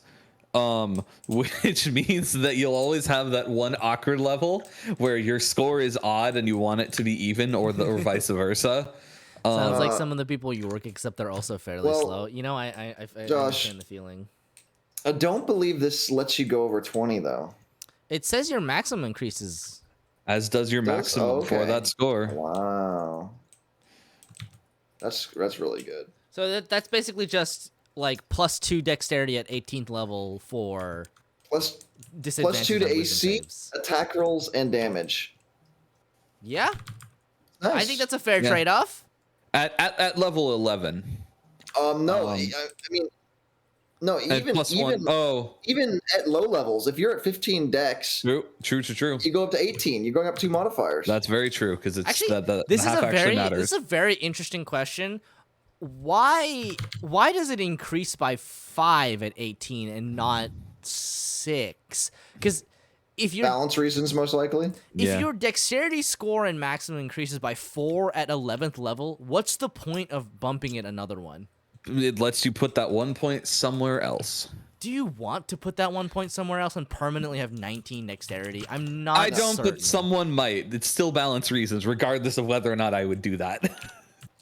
Okay. Just because it's dissatisfying for you. For all of us, we all are driven insane by that, but you know. Yeah. I know why they did it. Just like all the belts of giant strength are odd numbers. Yeah. I guess that's right. Anyway, Okay, conversant, you have advantage on intelligence checks. However, you have disadvantage on wisdom checks. This is a very funny seesaw class. Okay then. But like, I guess You're you just smart, won't but be the not one doing wise. You just won't be the one doing wisdom checks. Please. I guess so. Please don't touch that one when celerity exists. All right, cruelty. 11th level. Well, When listen, at some point you'll have enough time to get out of combat once. Yeah, fair enough.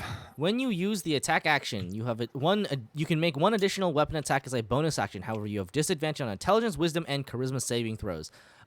Okay, so that actually does mean you're the ideal archer because you can suddenly arch as a bonus action. True. Arch. That's a pretty. No, it's. You don't always make saving throws. It hurts me that it's 3 of them, but int and charisma are a little more niche, and wisdom's pretty common. Yep. Deafness, advantage on dex saves, disadvantage on wisdom checks, or dex checks and wisdom checks. Resistance to fire damage and vulnerability to cold damage. Resistance to cold damage and vulnerability to fire damage. Resistance to piercing damage and vulnerability to slashing damage. That is a dangerous game to play. Woof. Woof. I like this game. Do you, Dan? Do you like this game? Yeah. This would be so much fun if there weren't some that just blew the others out of the water. Yeah. Some of these are really good. I mean, luckily The for fact us, that they only give you one option at the beginning really. annoys I mean, me. luckily for us, all of the really good ones seem to be stuck behind like the 11th level barrier. Aside from celerity, which is just kind of nuts. Yeah. Polarity. Wait, do you get the bonus attack one? What level is that? 11. Okay. Cruelty, 11. Thank you. So mobility is immunity to grapple and restrain. However, disadvantage on strength checks. At 11th level, you are also immune to the paralyzed condition. All right. That is the main use of strength checks in combat is grapple and restrain. Sure. Yeah, I mean, you're It's not going to interesting. use I like strength that. checks. Yeah. Anyway. I mean, you might use, or rather, nobody should be relying on you for strength checks in the first place because you're not building for strength. My point is that I like that one because it gives you immunity to all the strength check conditions, but disadvantage on strength checks. 'Cause who fucking cares? Who fucking cares? Yeah. Percipient, you have advantage on wisdom checks and disadvantage What? on charisma Oh, checks. I missed you Night skipped. Eye. Yes. You have dark vision out to a range of 60 feet, but if you already have dark vision, its range increases by 60 feet. However, you have disadvantage on attack rolls and on wisdom perception checks that rely on sight when you, the target of your attack, or whatever you're trying to perceive is in direct sunlight. That's a great one, actually. Ah. Interesting. That's a really straightforward one. In most cases, like, dark vision isn't that big of a problem unless you're just, like, playing like a human or something. Mm-hmm. Some kind of weird Humie. But yeah, I mean that's a good one because it's like it's very obvious. Like, yeah, I mean, if you're gonna be good at attacks in the darkness, you're gonna be bad at sunlight. Okay, potency, your strength increases by 3. Nice. Blah blah blah blah blah. It's celerity. Not as good but as the for Dex strength. one. Not Yeah. as good as Dex. Nope. Precision at 11th level, you weapon attacks score a critical hit on a roll of 19 or 20. However, you have disadvantage on strength saving throws. Sure, why not? No. I don't think it's useful enough to drink. No. I don't think that's a Crits are very such big. tiny portion of someone's total damage. That's a very, very minor downside for a very, very minor upside. Correct. Yep.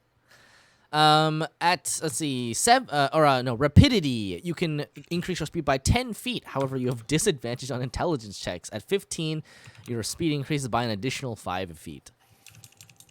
Sure, why not?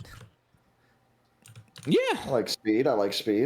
Yeah, actually, wait, that one's incredible. Who and gives then- a shit about int checks? Yeah, what do you int checking? Will Make you your rogue will do you at that some shit. point be able to have multiple of these on you at the same time? God, I hope so. Yeah, you can make 3 mutagens once you hit 15th level. At 7th level, you can have 2, and as far as I know, Okay. you can drink as many as you want. Okay. So you can That's have good. 2 on you at 7th level. Okay. Speaking of That's 7th not- level, That's good. yeah, speaking of 7th level, for 1 hour at the start of each of your turns when you have at least 1 hit point, but fewer hit points than half your hit point maximum. Matt, we gotta have a talk about this, buddy. You regain hit points equal to your proficiency bonus. However, your speed is reduced by 10 feet during this time. No. Bad. I don't Not like that it. useful. Sagacity. Your int score increases by 3. Blah blah blah blah blah. Wait, what's the downside? Charisma saves. Okay. Shielded. You have resistance to slashing damage and vulnerability to bludgeoning damage. And unbreakable. Resistance to bludgeoning, but vulnerability to piercing. God, imagine, you know, all these fucking like resistance vulnerabilities. Imagine just getting resistance to all of them at no penalty. Well, that's what's cracking me up is at 15th level you can take all of them and they all perfectly They cancel each out. other This out. is exactly that meme that we talked so about on beautiful. Friday of combining Dayquil and Nyquil to make Quill. What does it Yeah. do? All the time, all the time. Except this is nothing all the time. It's just it's all the time, all the time. And then the last one, Vermilion. I like this one. You get an additional use of your blood maledict feature. However, you have my. disadvantage on death saving throws. Wait, it's so funny. That's intense. Oh, that one rules. That one rules. It's so good. If you wanted to use your blood maledict feature, if you find these blood curses to be compelling in any way, it's an easy pickup. What Are they is compelling? I'm not sure. What is the blood curse for this subclass? This is the one that allows you to poison people as a bonus action. That one was pretty good. That one was 15th pretty good. level. 15th I remember. level. Okay, that it comes a little late, but it is nice if there's a boss monster. You just decide, hey, I'm gonna make them be annoyed at me for one turn and do slightly worse, if they're not immune to poison. But that's about it. Mm-hmm. Okay. We should probably read the rest of the subclass. You probably should. There's a rest of it? Okay. Okay, so you get 1, 2, or 3 of those, and some of them are amazing. Oh my god, we spent so long down the rabbit hole, I forgot there was the rest of the class. Yeah, right? I actually, for a moment, I got scared. Real quick, is 2 more modifiers on your decks better than Barbarian Rage? I actually I don't think so. It is. No. I don't know. I think definitely not. Okay. At 7th level, your body begins to adapt to toxins and venoms, ignoring their corrupting effects. You gain immunity to poison damage and the poison condition. Pretty juicy. Additionally, you can trigger a burst of adrenaline that lets you temporarily resist the negative effects of a mutagen. As a bonus action, you can ignore the negative side effect of one mutagen affecting you for 1 minute. Once you do so, you can't do so again until you finish your long rest. Okay, actually, that's not bad. That's actually really important. That's actually once really you find good. Out. Yeah, for a few of those where it's like, shit, there's wisdom saves here, but I really want to attack 3 times or whatever.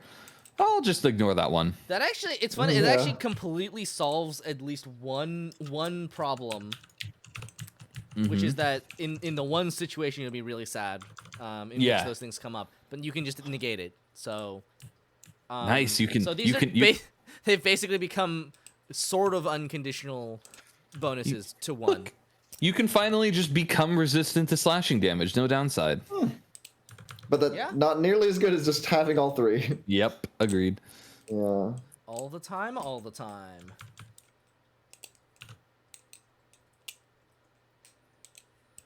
Okay. So. At 11th level, your mutagenic hemocraft lets your brand of castigation reveal a foe's true nature. Any illusion or invisibility in effect on a creature when you brand it ends, the creature cannot benefit from invisibility or illusion spells while branded by you. If a creature branded by you is in an alternative form by way of polymorph, change shape, or shape changer, the wild shape feature and similar effects, must succeed on a wisdom saving throw or revert to its true form and be stunned until the end of your next turn. Whenever a branded creature attempts to alter its form, you must succeed on a wisdom saving throw or have the attempt fail, and it is stunned until the end of your next turn. So, this is not that good. Caveat.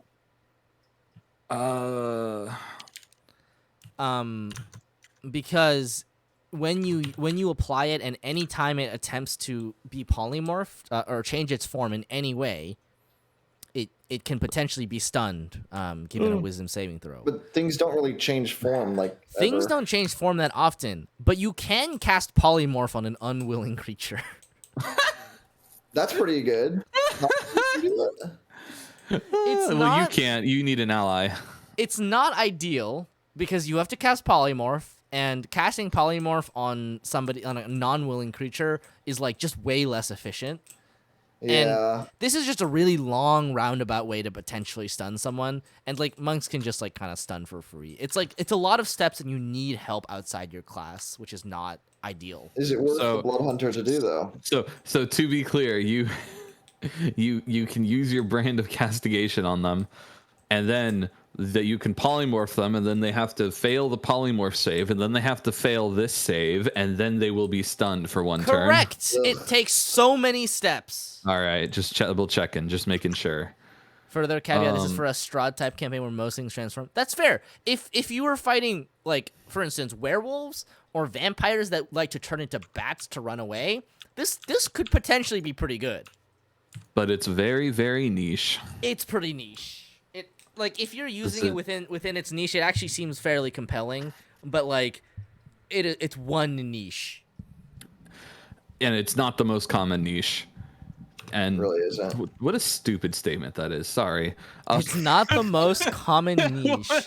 Apologies. Sort of speaks for itself. This is. doesn't it? I would say that was the most oxymoronic thing you've ever said. It really was. What was the point that I actually wanted to make? Does it do anything outside of that niche? No, it does not. Nothing. So All right. basically, if that niche is not being fulfilled, you don't get an 11th level feature. It's a worthless feature unless you're fighting very specific things. All right, 15th level. Okay, your blood curse can infuse a creature's body with terrible toxin. Oh, this is the curse of corrosion. This is the one that lets you poison people. Oh wait, what? They're just listing it again. Oh, okay. This is the You blood gain it for your. Yeah, the Yeah, the okay, 15th you level gain it. feature is always you get the specific blood curse. Okay, got you. And it's all right. Yeah, that's actually a pretty good feature. I mean, if you had a class feature that lets you just like poison somebody for free and do some damage, like you would take it. It does have to. It does consume one of your resources though that you already. It's Yeah, it's- but like, yeah. listen, Dan, you can take the mutagen that gives you an extra one, and the only thing you have to pay is the death saving throw toll. Oh boy. Random question: did the Order of the Light of the Order of the Lycan one? Didn't they also get something at 18th level in addition to their blood curse? At 15? No, they get theirs at 18.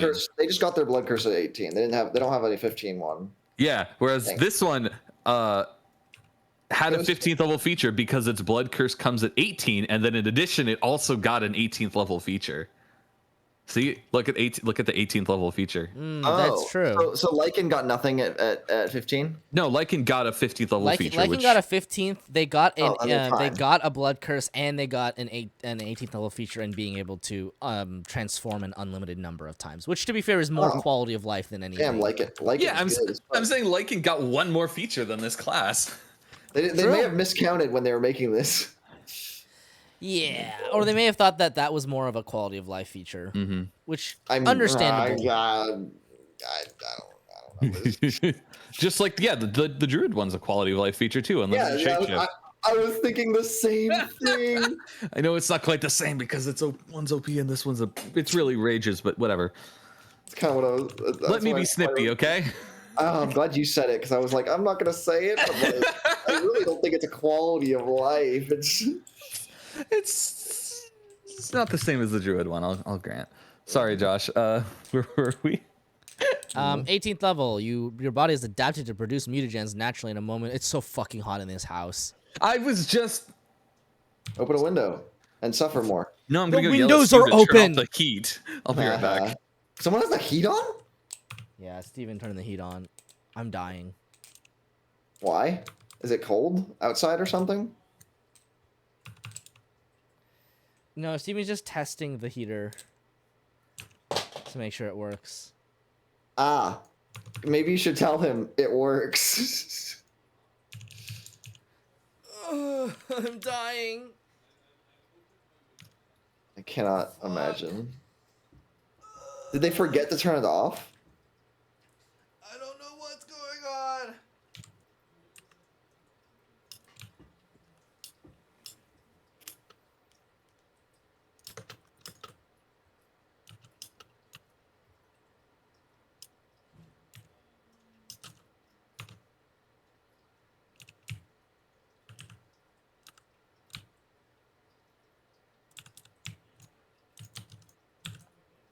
I'm back. Heat is now off. Good. Steven Did you wanted. turn it off? No, Steve. Today we were testing the heat to make sure it actually worked. I know. But and Steven was saying that he had to light it twice, so he wanted to burn off whatever crud was in the system. Oh. But I think we've done it. It's been running for a hot minute. Yeah. We'll do another test another time, just to make sure. Okay, as a bonus action, choose one mutagen currently affecting you. Its effects and side effects end, and you can immediately have a mutagen you know the formula for take effect in its place. You can use this feature a number of times equal to your Hemocraft modifier, minimum of once, and you regain all expended uses when you finish a long rest. Not super exciting, just means you can swap on the fly. Yeah. Yeah. You do know a lot of mutagens by the end. You know 8. You know 8, yep. And, you might be in a situation where you need to swap one out. Like, you can only have 3 of them active at a time. 3 active. Yeah. So one will be celerity, one will be fucking flight or something. Yeah, I think you take celerity and flight, and then cruelty. You take celerity, flight, and cruelty exactly, and then I don't think bonus action attack. Ah, nice. And then you just fly and you rain down arrows from above. Yeah. Actually, that's not bad at all, because like you're safe. You're very safe, and then your where's the blood curses? Curse of corrosion, it's a bonus action, so like you can just poison someone if you don't want to attack with your bonus action. Yep. And if you amplify it, they take 4d6 damage, which is like But to be fair, pretty on par with what you would be doing anyway. everything we've mentioned here is when they come online. How are they before that? Like when do they come online? 2 out of 3 of those are 11th level or later. One of those comes online at 3. The dexterity one. Yeah, which helps I them would not be say useless. I would say that this is far less compelling than Order of the Lycan. Might be less compelling than Ghost. I was thinking this would be A tier. It actually it might once be it gets to it might be 11 level. more compelling than Ghost. What does Ghost get level early? 1 through 10. Which one's better? Just so, I think so. Okay, let's see. Where's mutagen? Ghost gets the weird ground fuckery. True. It does some damage, and Josh remembers the math. Because Josh is the math. I don't care about the math. I think the Ghost. We should care about the math. I think the Ghost Slayer might be slightly better. Question mark. Exclamation point. You get semicolon. Rite of Dawn is whatever. Curse specialist. Really at 3rd level they get 1 through 10. The Ghost specialist gets 1 more blood maledict use, and they can walk through walls. That's all they get. Okay, then this is definitely better than Ghost. Yeah. This one gets the dex and the other ones. Brand of what's strange metabolism? Oh, ignore downside. Yeah, the only thing about the mutagen thing that I think might be weaker than Ghost is that Ghost just has that cheese factor with Aether Walk, whereas if you look at what Order of the Mutant has, it's like +2 dex is really good, obviously, but like you don't get +4, or you don't get the or +3 dex, so you don't get the +4. Which translates to +2 dex mod is likely what you're getting. Yeah, and you don't get that until 11. You can't fly until 11. You can't make attacks until 11. What from 7 to 10 you have a second one of these? Which one do you take? From 7 to 10? I really don't know. No, 7. No, you can't take flight till 11. From 7 to 10 you get a second one that's not flight. What do you take? Do you take speed? 10 feet more feet of movement? Yeah, I think you just take speed. Is that the only really better? I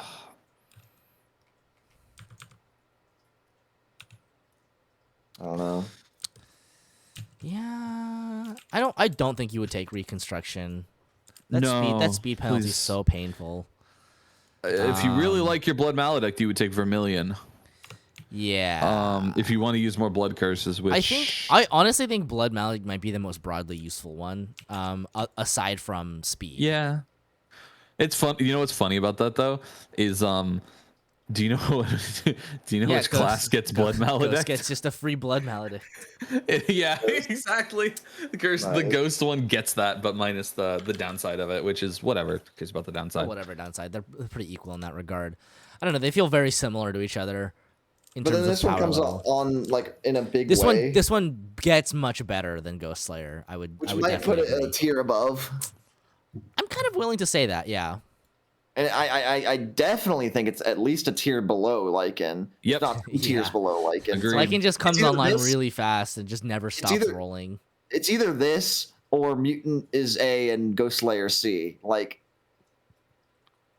I like this better for now. I don't like that gap. I don't think they're 2 tiers apart. Yeah. Yeah, actually, you're right. I don't. Just because they come Like- on so late. Mm-hmm. no, I that would be why they are 2 tiers apart, because it comes on so late. No, but it comes on. I said, Josh, I don't know if you heard. I meant what I suggested as another possibility was Mutant in B, Ghost Slayer in C, Lycan Oh, still. okay, you move both of them down A one. gap in A. Well, I don't think that Mutant is 2 tiers below Lycan. I'm not sure. No. Lycan's pretty fucking nuts. Like, It's very, very good, the rest of these kind of out of the water. but it cannot fly and it cannot do 3. It can do 3 How would it attacks. want to fly? It would be shafting its party if it wasn't tanking. I don't like putting Mutant lower, 2 tiers lower than it at the moment. Oh god, they get spells! Ah! It's Warlock spells. Who cares about spells? Blood hunters belonging to the Order of the Profane Soul have pushed the limits of Hemocraft for use against some of the most terrifying blah blah blah blah blah. Okay, you get Profane Soul spellcasting. You get cantrips, and you know 2 spells and have 1 first level spell slot, and they scale all the way up to 4th level spell slots, and you get 2 of them. So you're like a half warlock. That's fucked. You are a 3rd warlock? Yeah, 4th level is a 1/3 caster, right? Yeah. I guess so. Also, I think on the main page it says if you're calculating spells with warlock levels, add 1/3 of this class's levels to the warlock level. Wasn't it half? I think it was a 1/3. Woo! It is 1/3. That's fucked up. Let's go. I hate this. I hate this so much. I hate the way that works. They're a 1/3 caster, but I a don't 1/3 like that. warlock caster. I think a 1/3 warlock caster is like That's the a most 1/4 cursed statement. caster. I know. Might be a 1/5 caster. Like, what are we talking about here? It's so fucked You can like at 20th level, you can cast 2 spells. What? do you At get- 8th level? Yeah, you get 2 spell slots. 20th level, you get 2 spell slots. That's big right there. And How then you many? get yeah. What are the other numbers on that chart? I'm sorry. Spells You- known and 11 they don't spells get known, invocations. 3 Good. cantrips, and then you get All right. leave your warlocks alone. We're not even talking about warlocks. Okay, no, but we absolutely did call I them know. out when we said that a 1/3 warlock was like a 1/5 caster, and Yeah, we stand by okay. that statement. It is accurate. In terms of spell progression. In terms of actual casting ability, warlocks are just Among- spellcasters. In terms of spell progression, among other things. What? Warlocks suck ass. I mean, other. I love warlocks. I For a don't love them multi-class. as spellcasters. Yeah. Okay, so you can choose an otherworldly patron, and you can choose from this list: Archfey, Fiend, Great One, the Undying, Celestial Hexblade, Fathomless G, and the Undead. When you reach 3rd level, you can Cannot- augment your combat technique. Yeah, augment yeah, your fucking combat understand techniques what with the you're ability saying. to. This You because don't none of need this to. matters. This part is how warlock spellcasting works, I believe, which I think we know how that works. You do. Well, presumably. Yes. Yes. Okay. Yeah. Starting at 3rd level, your weapon becomes a conduit for the power of your pact with your chosen patron. While you have an active Crimson Rite, you can use your weapon as a spellcasting focus for your warlock spells, and you gain a specific benefit based on your chosen pact. Archfey, when you damage a creature with a weapon for which you have an active Crimson Rite, that creature glows with faint light until the end of your next turn. During the duration, the creature gains no benefits from any cover or being invisible. Great. We loved Archfey. ... The Celestial... What? Sorry, to be clear, so far though, it totally doesn't fucking matter what the actual warlock patrons are. That it's basically flavor at this point in time. Correct. Well, I Okay. mean, yeah, we're one step into what makes it not flavor. Fair. Getting there. The Celestial, as a bonus action, you can expend 1 use of your Blood Maledict feature to heal 1 creature you can see within 60 feet of you. That creature regains a number of hit points equal to 1 roll of your Hemocraft die plus your Hemocraft modifier. Nice! Healing word. Easy clap. That's pretty good, actually. Yeah, Blood actually. Hunter. Okay, the yeah, it's Fathomless. That's like one of the best uses of a Blood Maledict feature so far. Yes, 100%. Yeah, it actually is. You could breathe. Honestly, I would. Yeah, you would rather take like 2 or 3 healing words over any of the And some other blood. features. Yeah, this is good. Let's see. Fathomless, you can breathe underwater. Additionally, once per turn, when you damage a creature with a weapon for which you have an active Crimson Right, you can reduce that creature's speed by 10 feet until the start of your next turn. Oh boy, we love that. Fiend is if you roll a 1 or 2 on a damage die, when you roll the extra damage from the right, you can re-roll the die and choose which roll to use. Not that exciting. Statistically slightly better. The Genie, as a bonus action, you can spend 1 use of your Blood Maledict feature to give yourself a flying speed of 30 feet, which lasts for a number of rounds equal to your Hemocraft modifier, minimum 1 round. Wait, this is just flight. This is just unconditional flight. No, it's not. The number of rounds equal to your Hemocraft modifier in a class that we were like, you might dump wisdom a little bit. I'm like, ooh. Okay, yeah, if you dump wisdom. But I mean, 3 rounds of flying is fine. That's enough. 3 rounds is fine. 2 rounds, maybe less so. What do you mean, maybe less so? Any rounds of flying is good. It is, but I do not consider. Okay, it is technically unconditional, but no, my condition is it's got a short duration. Be careful. Well, we also don't know. This might be one where you aren't going to dump wisdom. All right. Because this is the Means it's spellcaster. You do get cantrips. That's true, actually. That's a very good point. Oh, but Okay. you can't just use them because anyway, continue. Great Old One, when you score a critical hit against a creature, that creature and any other creatures of your choice within 10 feet of it are frightened of you until the end of your next turn. Cool. That's not going to proc super often. That one sucks. You successfully Yeah. target a creature with a blood curse the next time you hit that creature with an attack. While the curse is in effect, the attack deals additional damage equal to your proficiency modifier. That's bad.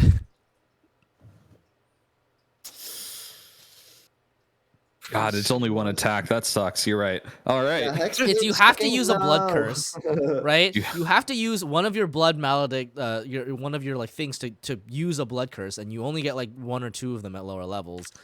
God, this thing is so not future proofed, right? This is a subclass that relies on the information of other subclasses. Yeah. The Undead, when you take necrotic damage, you can use your reaction to have that damage. In addition, your appearance changes to reflect some aspect of your patron or you have any Crimson Right active. Cool. Great. Love it. Wait, Very infinite useful. uses? How many uses of this? I mean, it's infinite. It's The given that necrotic damage is so niche. So. given that you want to reduce necrotic damage and you want to use your reaction to do that. It's like the shittiest resistance to a Yeah. damage type ever. Remember how we sort of are like a little bullish on resistances sometimes? This is like, do you want resistance with a reaction? No, Oh god, I don't. It literally just said you have resistance to necrotic damage. Still Yeah, wouldn't be it's- that great. I still would be impressed. This is so much worse than that. All right. This is not amazing. Okay. And the Undying, when you reduce a hostile creature of at least mild threat, DM's discretion to 0 hit points. You regain a number of hit points equal to 1 roll of your Hemocraft die. No, Right? fuck What? off! Fuck off! Fuck right off! Oh, that's just to prevent. awful. That's just to prevent like killing rat cheese. Oh, I think that's the only reason that's in there. So That's if you have like cute. fireball and you kill off like a whole bunch of rats, you would normally gain a whole bunch of health. that's Then what is mild threat? I don't know. I hate that. I think Sean is right. I think that the only reason that this exists is so that you can't carry a bag of rats around and fireball it in order to like full Okay. heal all at once. But what if you're level 20 and there's a whole bunch of kobolds and you blow them up with a fireball? Is the See, DM gonna I say think they that weren't should be threatening? allowed. very possibly. Who knows? You never know should with the count. DM. Anyway. Yeah. Okay. whatever. Well, none of those are super stellar aside from the Celestial.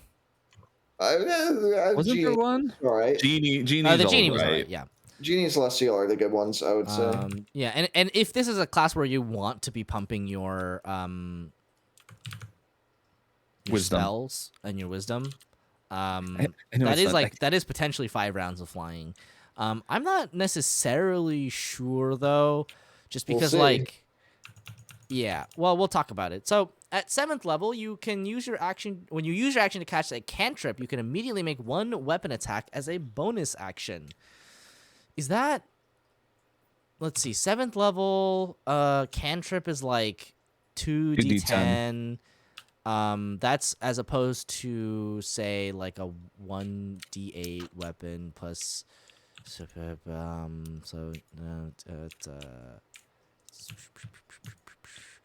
Yeah. Okay. I see. This is just to make up for the fact that like you're not really. If you make no, I think it's bad. I don't think it's that great. It's kind of Eldritch Knight-y.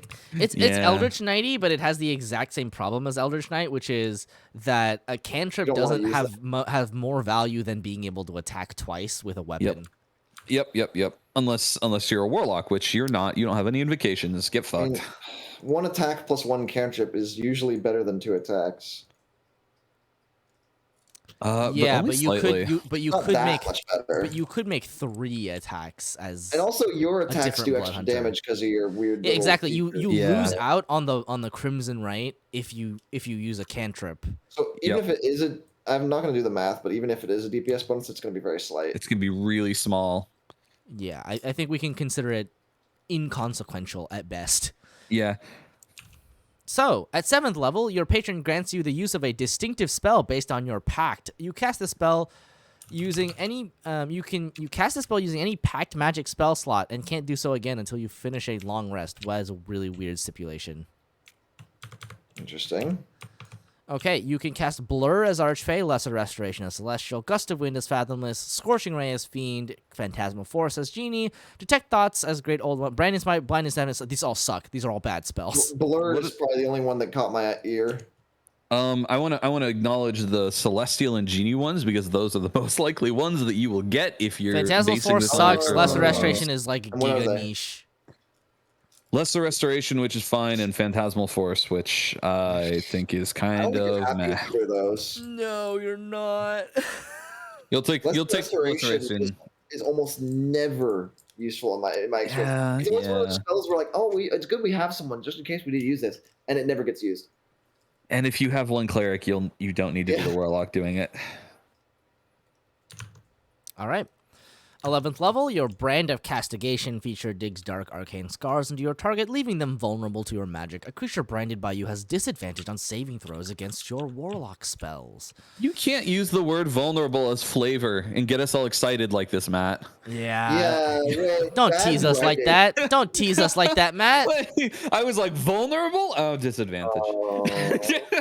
There's no. Okay. The thing What is else that do you- I don't think there's too much of a like okay. So, if you used your Brand of Castigation, the best case scenario at 11th level, right? 11th level you can cast 2nd level spells. Like what are you Ugh. going to do? Are you going to cast Tasha's Hideous Laughter? Wait. Like Oh, really? You don't get third level ones until 15, is that right? No, 13. Okay. God, yeah, that's like yeah, the problem is that the progression of this class is all whacked up. This has that Gish problem. The only thing this class might have going for is the utility of being able to pick a few niche spells or something. But like the warlock spell list is not very good. No, it's not. They, It's not that good to begin with. and they get to choose from the warlock spell list, to be clear, right? Yeah, it's not like There's It's not not a lot like of you- utility on there. right. It's not like you got wizard spells, which like even if you're not going to take combat Loads spells, utility. there's still some fun ones you can take. Warlock spells are just kind of like okay, let's take a quick and dirty look here. So like I have the book open just now to exactly that. so like Armor of Agathis is probably one of your better options.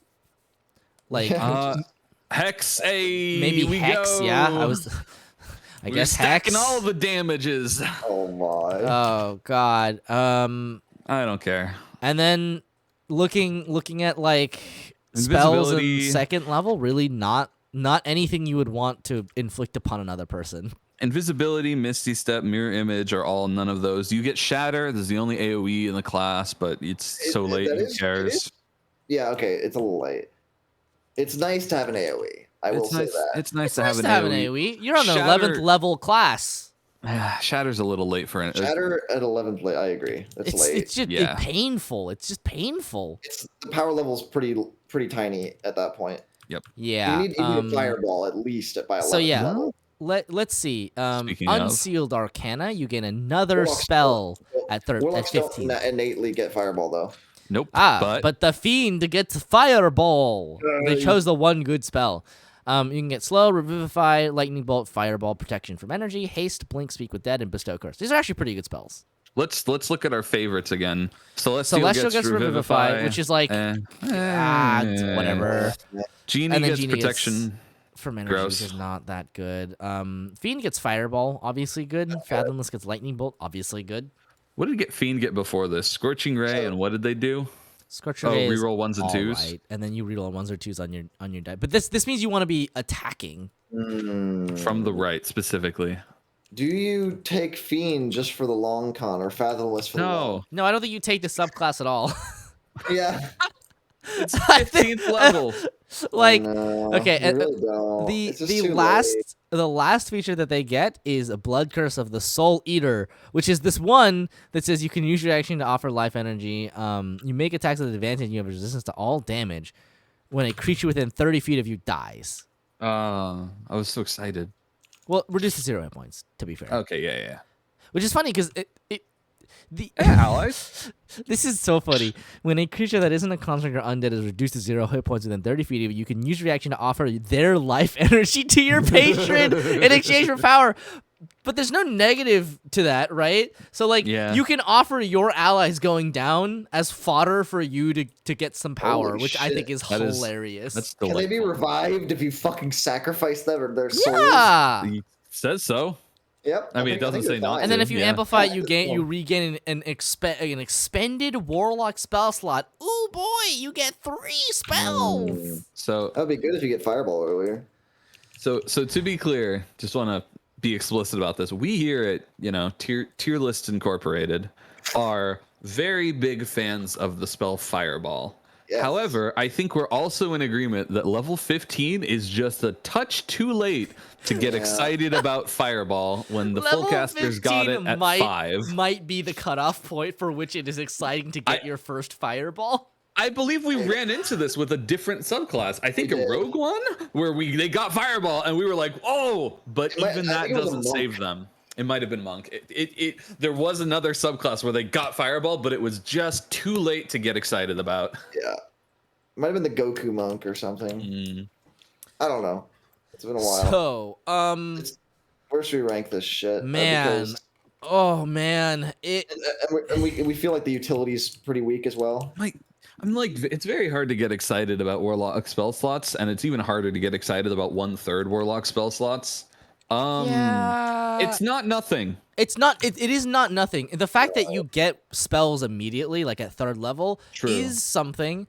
And like at 6th level, having 2 spell slots is not that far behind your warlock. The fact that their 1st level spell slots is a little sad, but Compared to the 3rd level ones, yeah. but, you know, at 7th level, you get 2nd level spells, and like they might still be useful at that point. And remember, we're not comparing this to other spellcasters. We're comparing this to, for we're instance, comparing it Ghosts. to other. True. True, other true, ones. true. Get no spells. Honestly, True. even just the value of a blood hunter that can cast like Armor of Agathis seems like decent to me. Maybe better than Blood Hunter. I mean, than Hold on, 1st level Armor of Agathis? Yeah, first level Armor of Agathis. Doesn't it scale off spell level? Yeah, what about it? I feel like it's not amazing. It starts 5 alright. temporary hit It's- points. They last for an hour. You can pre-buff. I think I would prefer the not very ghost good. one to 5 temporary hit points. I don't know, I mean, you can cast like any like Arms of Hadar. The fact that you get AoE at all, even if it's lower level AoE, is like. Thunderwave?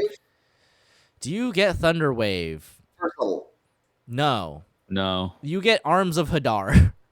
Star is the best AoE you get. That first one. Yeah. Ugh. It's not amazing. It's a 10-foot radius around you. Oh, cool. That's not Um, terrible for you. You have a chunky hit die. I guess, but like, I mean the cheesy standout here is Hex. You get Hex at Oh. level 3. I was gonna say protection from True. evil and good. does this Blood Hunter casting Hex out damage the blood the one ghost that thing? gets extra damage dice. Well, at level 3 it does, right? Because that one doesn't get extra damage dice till like 7. Yeah. I think that's true. Well, that means this one's better than the other one to level 7 at least. Well, Order of the Ghost Slayer doesn't get Brand of Sundering until 11th level, so 11. they don't get that extra damage die unless it's on an undead creature, which is inherently kind of honestly, niche. Honestly, this is better than Ghost up until It is. 7. Yeah. 7 is when I would say. But then, like, I don't even think this is necessarily like worse than Ghost at level 7. Yeah, you'd rather have these features than it's got some Yeah. stuff. It can heal a bit. Do Yeah. some flying. Do a little Yeah, healing. I think we don't have to do the math on cantrip versus weapon attacks. Yeah, I don't really care. I think. Sorry, that came out really callous. Yeah. Let me be more precise. When you have to, think when it'll you, affect it very much. even if it does a little bit more, a little bit less damage, the cost of having to boost your spellcasting modifier and also the damage attack weapon modifier inherently makes it probably worse regardless, even if it does a little more damage. There we go. I did better on the second try. Very good. Man, is this a B tier? Yeah, do we just pop it in B? Or is it? Hold on. Go ahead, Dan. I think it is. I think it might be a tier above Ghost because Really? Ghost just doesn't have very many options of anything to do. It's just like I auto attack. This It thing has- can actually do a little bit of The stuff. one thing Ghost has is Ether Walk. True. That's true. Floor cheese, floor cheese. Was it on par with the Maledict or whatever? Mutant? Mutagens. I feel like No. mutagen I think was our just list is too better. top heavy right now. You wanna dump Ghost down one and put this in B? Well, if we had to do all of them down one. listen, if we had to spread things out, like for instance, just put Ghost in F tier just for testing purposes, even though it isn't. Then like where would the other ones be in perspective? How far where between Lycan and Ghost Slayer is Mutant, for instance? I think it's like I almost like still dead want to put middle. Mutant. No, I almost still want to put Mutant in A. I think no way. Yeah. You're severely undervaluing taking half damage. I guess so, but they get all the other stuff. It just comes on a bit late. Double health. It just comes on late, you know. And No, Lycan is so powerful level 3. Everything I else know. start. Mutant comes on late. Okay, but I think but Mutant starts to approach Lycan's power late, but it never gets there. I still think I would put it A. I think C in this. If Ghost Slayer Okay, if C? Ghost Slayer is F. No. then Mutant Yeah, should be this C. is a hypothetical situation in which Ghost Slayer is in the F tier. I can't do it. I have no input on this then. None whatsoever. All right, well then I guess it's between me and Josh. I no. Do you want it to? Are we going to spread it out this way, or is it hypothetical? No, this is just hypothetical. What is the distance between them? This is to help us rank things. I feel like think it feels very much in the general area of the middle to me between those two. C, B at most. It would be like a B minus. Yeah, or a C plus. Yeah. We're just trying to determine whether it's a B minus or a C plus. Because I definitely think there's a big gap between Lycan and Mutant, and but like I think the gap between Lycan and Mutant is bigger than the gap between Ghost Slayer and Mutant. I'll put it that way. So That's why I think a good it way would of be putting C it. in this. You know, I kind of agree actually. That makes sense to me. And then Okay, Profane relative. Soul in this. Where do you think Profane Soul fits in this? I feel like Profane, I'm not certain that I don't know, it's weird cuz like the spells you get are not amazing, but you do get spells. Some. Some. Like, sure, at low level, maybe you'll blow up like 3 goblins with your arms of Hadar, and the other people are like, wow, you're so cool. And I'm like, yeah, that's as cool as I'm gonna get. Yeah, to me, it feels like, and this may just be me, but like I would rather take a scaling conditional modifier bonus to my dexterity than being able to cast spells. I agree. I think Oh, yeah. Mutant is stronger than Profane Soul by at least a tier. Easily. Question: Does Ghostslayer get anything interesting late? Because Profane Soul does not. Ghost Slayer. Let me look at Ghost Slayer again as well. Bonus damage at 11. The answer is Not- no. Actually, at 15. past 11th level, it's just kind of whatever. Okay, It is then at Ghostslayer's max power So essentially Ghost at Slayer's a 11th tier level. below the Spellcaster one. Yeah, Ghostslayer's definitely bottom. Profane Soul. Yeah. This is the correct order. Should to we? me. All right. Okay, hold on. Should We have just, the order. Should we just do this? No, Dan wants to put Well, Lycan like, up. I would be one. happy with this. I would be. I can accept this. I'm also very tempted to just move the bottom 3 up 1. I don't think it particularly matters. Or I would be. I almost feel like Mutant is closer to Lycan than Profane Soul. I really don't am know. not impressed with Feels more Profane Soul. accurate. I'm not. Like, cause like how good it is 2 AC, 2 well, sometimes it's 1, but 2 AC, 2 damage, and 2 accuracy on your weapons for Mutant. It's pretty darn good. But like, I mean, Lycan also gets +1 to AC, and they get, super tanky. They do. It's I just don't like that it's like at least a little bit conditional.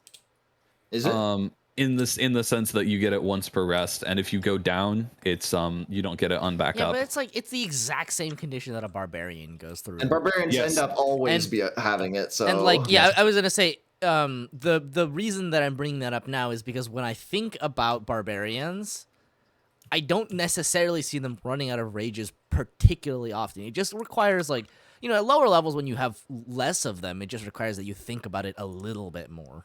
Okay. This one might That's true. run out of rages until due to the fact that it's 1 per short rest. So if you ever have 2 fights without a short rest between, which is, to be honest, doesn't happen that often, but it does happen. And Obviously, the other situation it is has to be like more than an hour apart. because a barbarian gets both of them True. up front. They can pop them in the same fight, so it's more value if you only have 1 fight per day. So we're in agreement that 2 per long rest I think is better than 1 per short rest. But 1 per short rest is not hugely. They're pretty similar, yeah. But they're not. yeah, It's they're not a pretty huge similar. difference. I agree with this statement. Okay. Then yeah. Does Look at Mutant again. Like at the point that a barbarian, Look at Lycan again. right, and in sort of like that line of thinking that a Lycan blood hunter is going down is like at the point where a lot of your resources have already been popped, and like you just deal with it. So, okay, so mutagen from 3 to 6 is you have 2 to your AC, damage, and accuracy. And then what is that, a minus to wisdom? Or what was it, minus to 2? It's like wisdom checks, I think, wisdom saving throws, something like that. Yeah, probably wisdom. I think wisdom not a big saves. deal. So that's good. And then at 7, you get immunity to poison damage and poison condition, which is good. It's all right. 11, you get basically nothing, right? Wasn't it? Mm-hmm. Oh, it's also at 14, and this is like just going back to base blood hunter. At 14, you do get advantage on saves against charms and frightens, which cancels out your disadvantage on your celerity. Lol. In most cases, most wisdom effects are That's going to true. be charm or frighten. nice. But you also can do that at level 7. Sure. But like, the thing but I I guess see it about doesn't count. mutant is you're just someone who rolled Has a more little bit dex. higher on your dex. Yeah. That's it. Yep. Up until until 11th level. See, 11th level. What is it? Is it do anything good? Don't you get flight at 11? Yeah, 11 is where That's you right. get flight Okay. and the ability to make attacks as a bonus action. Yes. Okay. Once you're 11, then you are an efficient air sniper. Correct. And Lycan doesn't get anything beyond, but it's already so good that it probably doesn't matter until 18th level when they get their phenomenal fucking feature. Then, Yeah, but it does come very late. but it is good. I think I'm okay with this list. What about you, Josh? If I look at it in the current arrangement, I think it looks fine. Yeah, I'm okay with this. All right, we've done it. Well, there we go. We did Blood Hunters. Woo! What a weird ass list. We've tier listed. Yep. Every 4 class things. in the video game. I say as if it's a video game. This honestly, we made pretty decent time considering we had to spend like an hour reading what a blood hunter was. Yeah. It did take like 50 minutes, yeah. And Mutagen had another list. Had another list.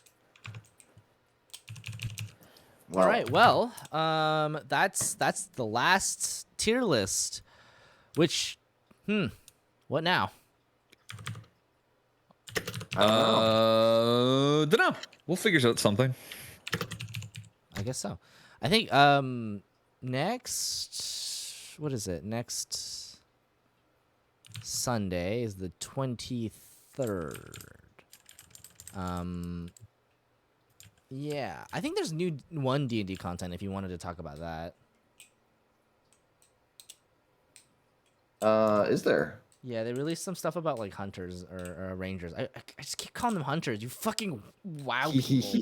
You've infected my brain. At least you didn't Get call them corrupted. bards. No, I don't think I would ever make that mistake. Yeah, no. Bard. Okay, well, I guess on that note, so I'll let the stream end, and we'll see you sometime Alright. next week, probably, unless Dan has some pressing matter to attend to. Or me. Unlikely. Or me. What are you Okay. doing? I have no idea. So I'm not particularly worried. I'm picking up Mads the next day. Yeah, but that's the next day. That's know, a that next was a- day problem. Never mind. Okay, well, we'll see you then. Bye. Okay. Bye.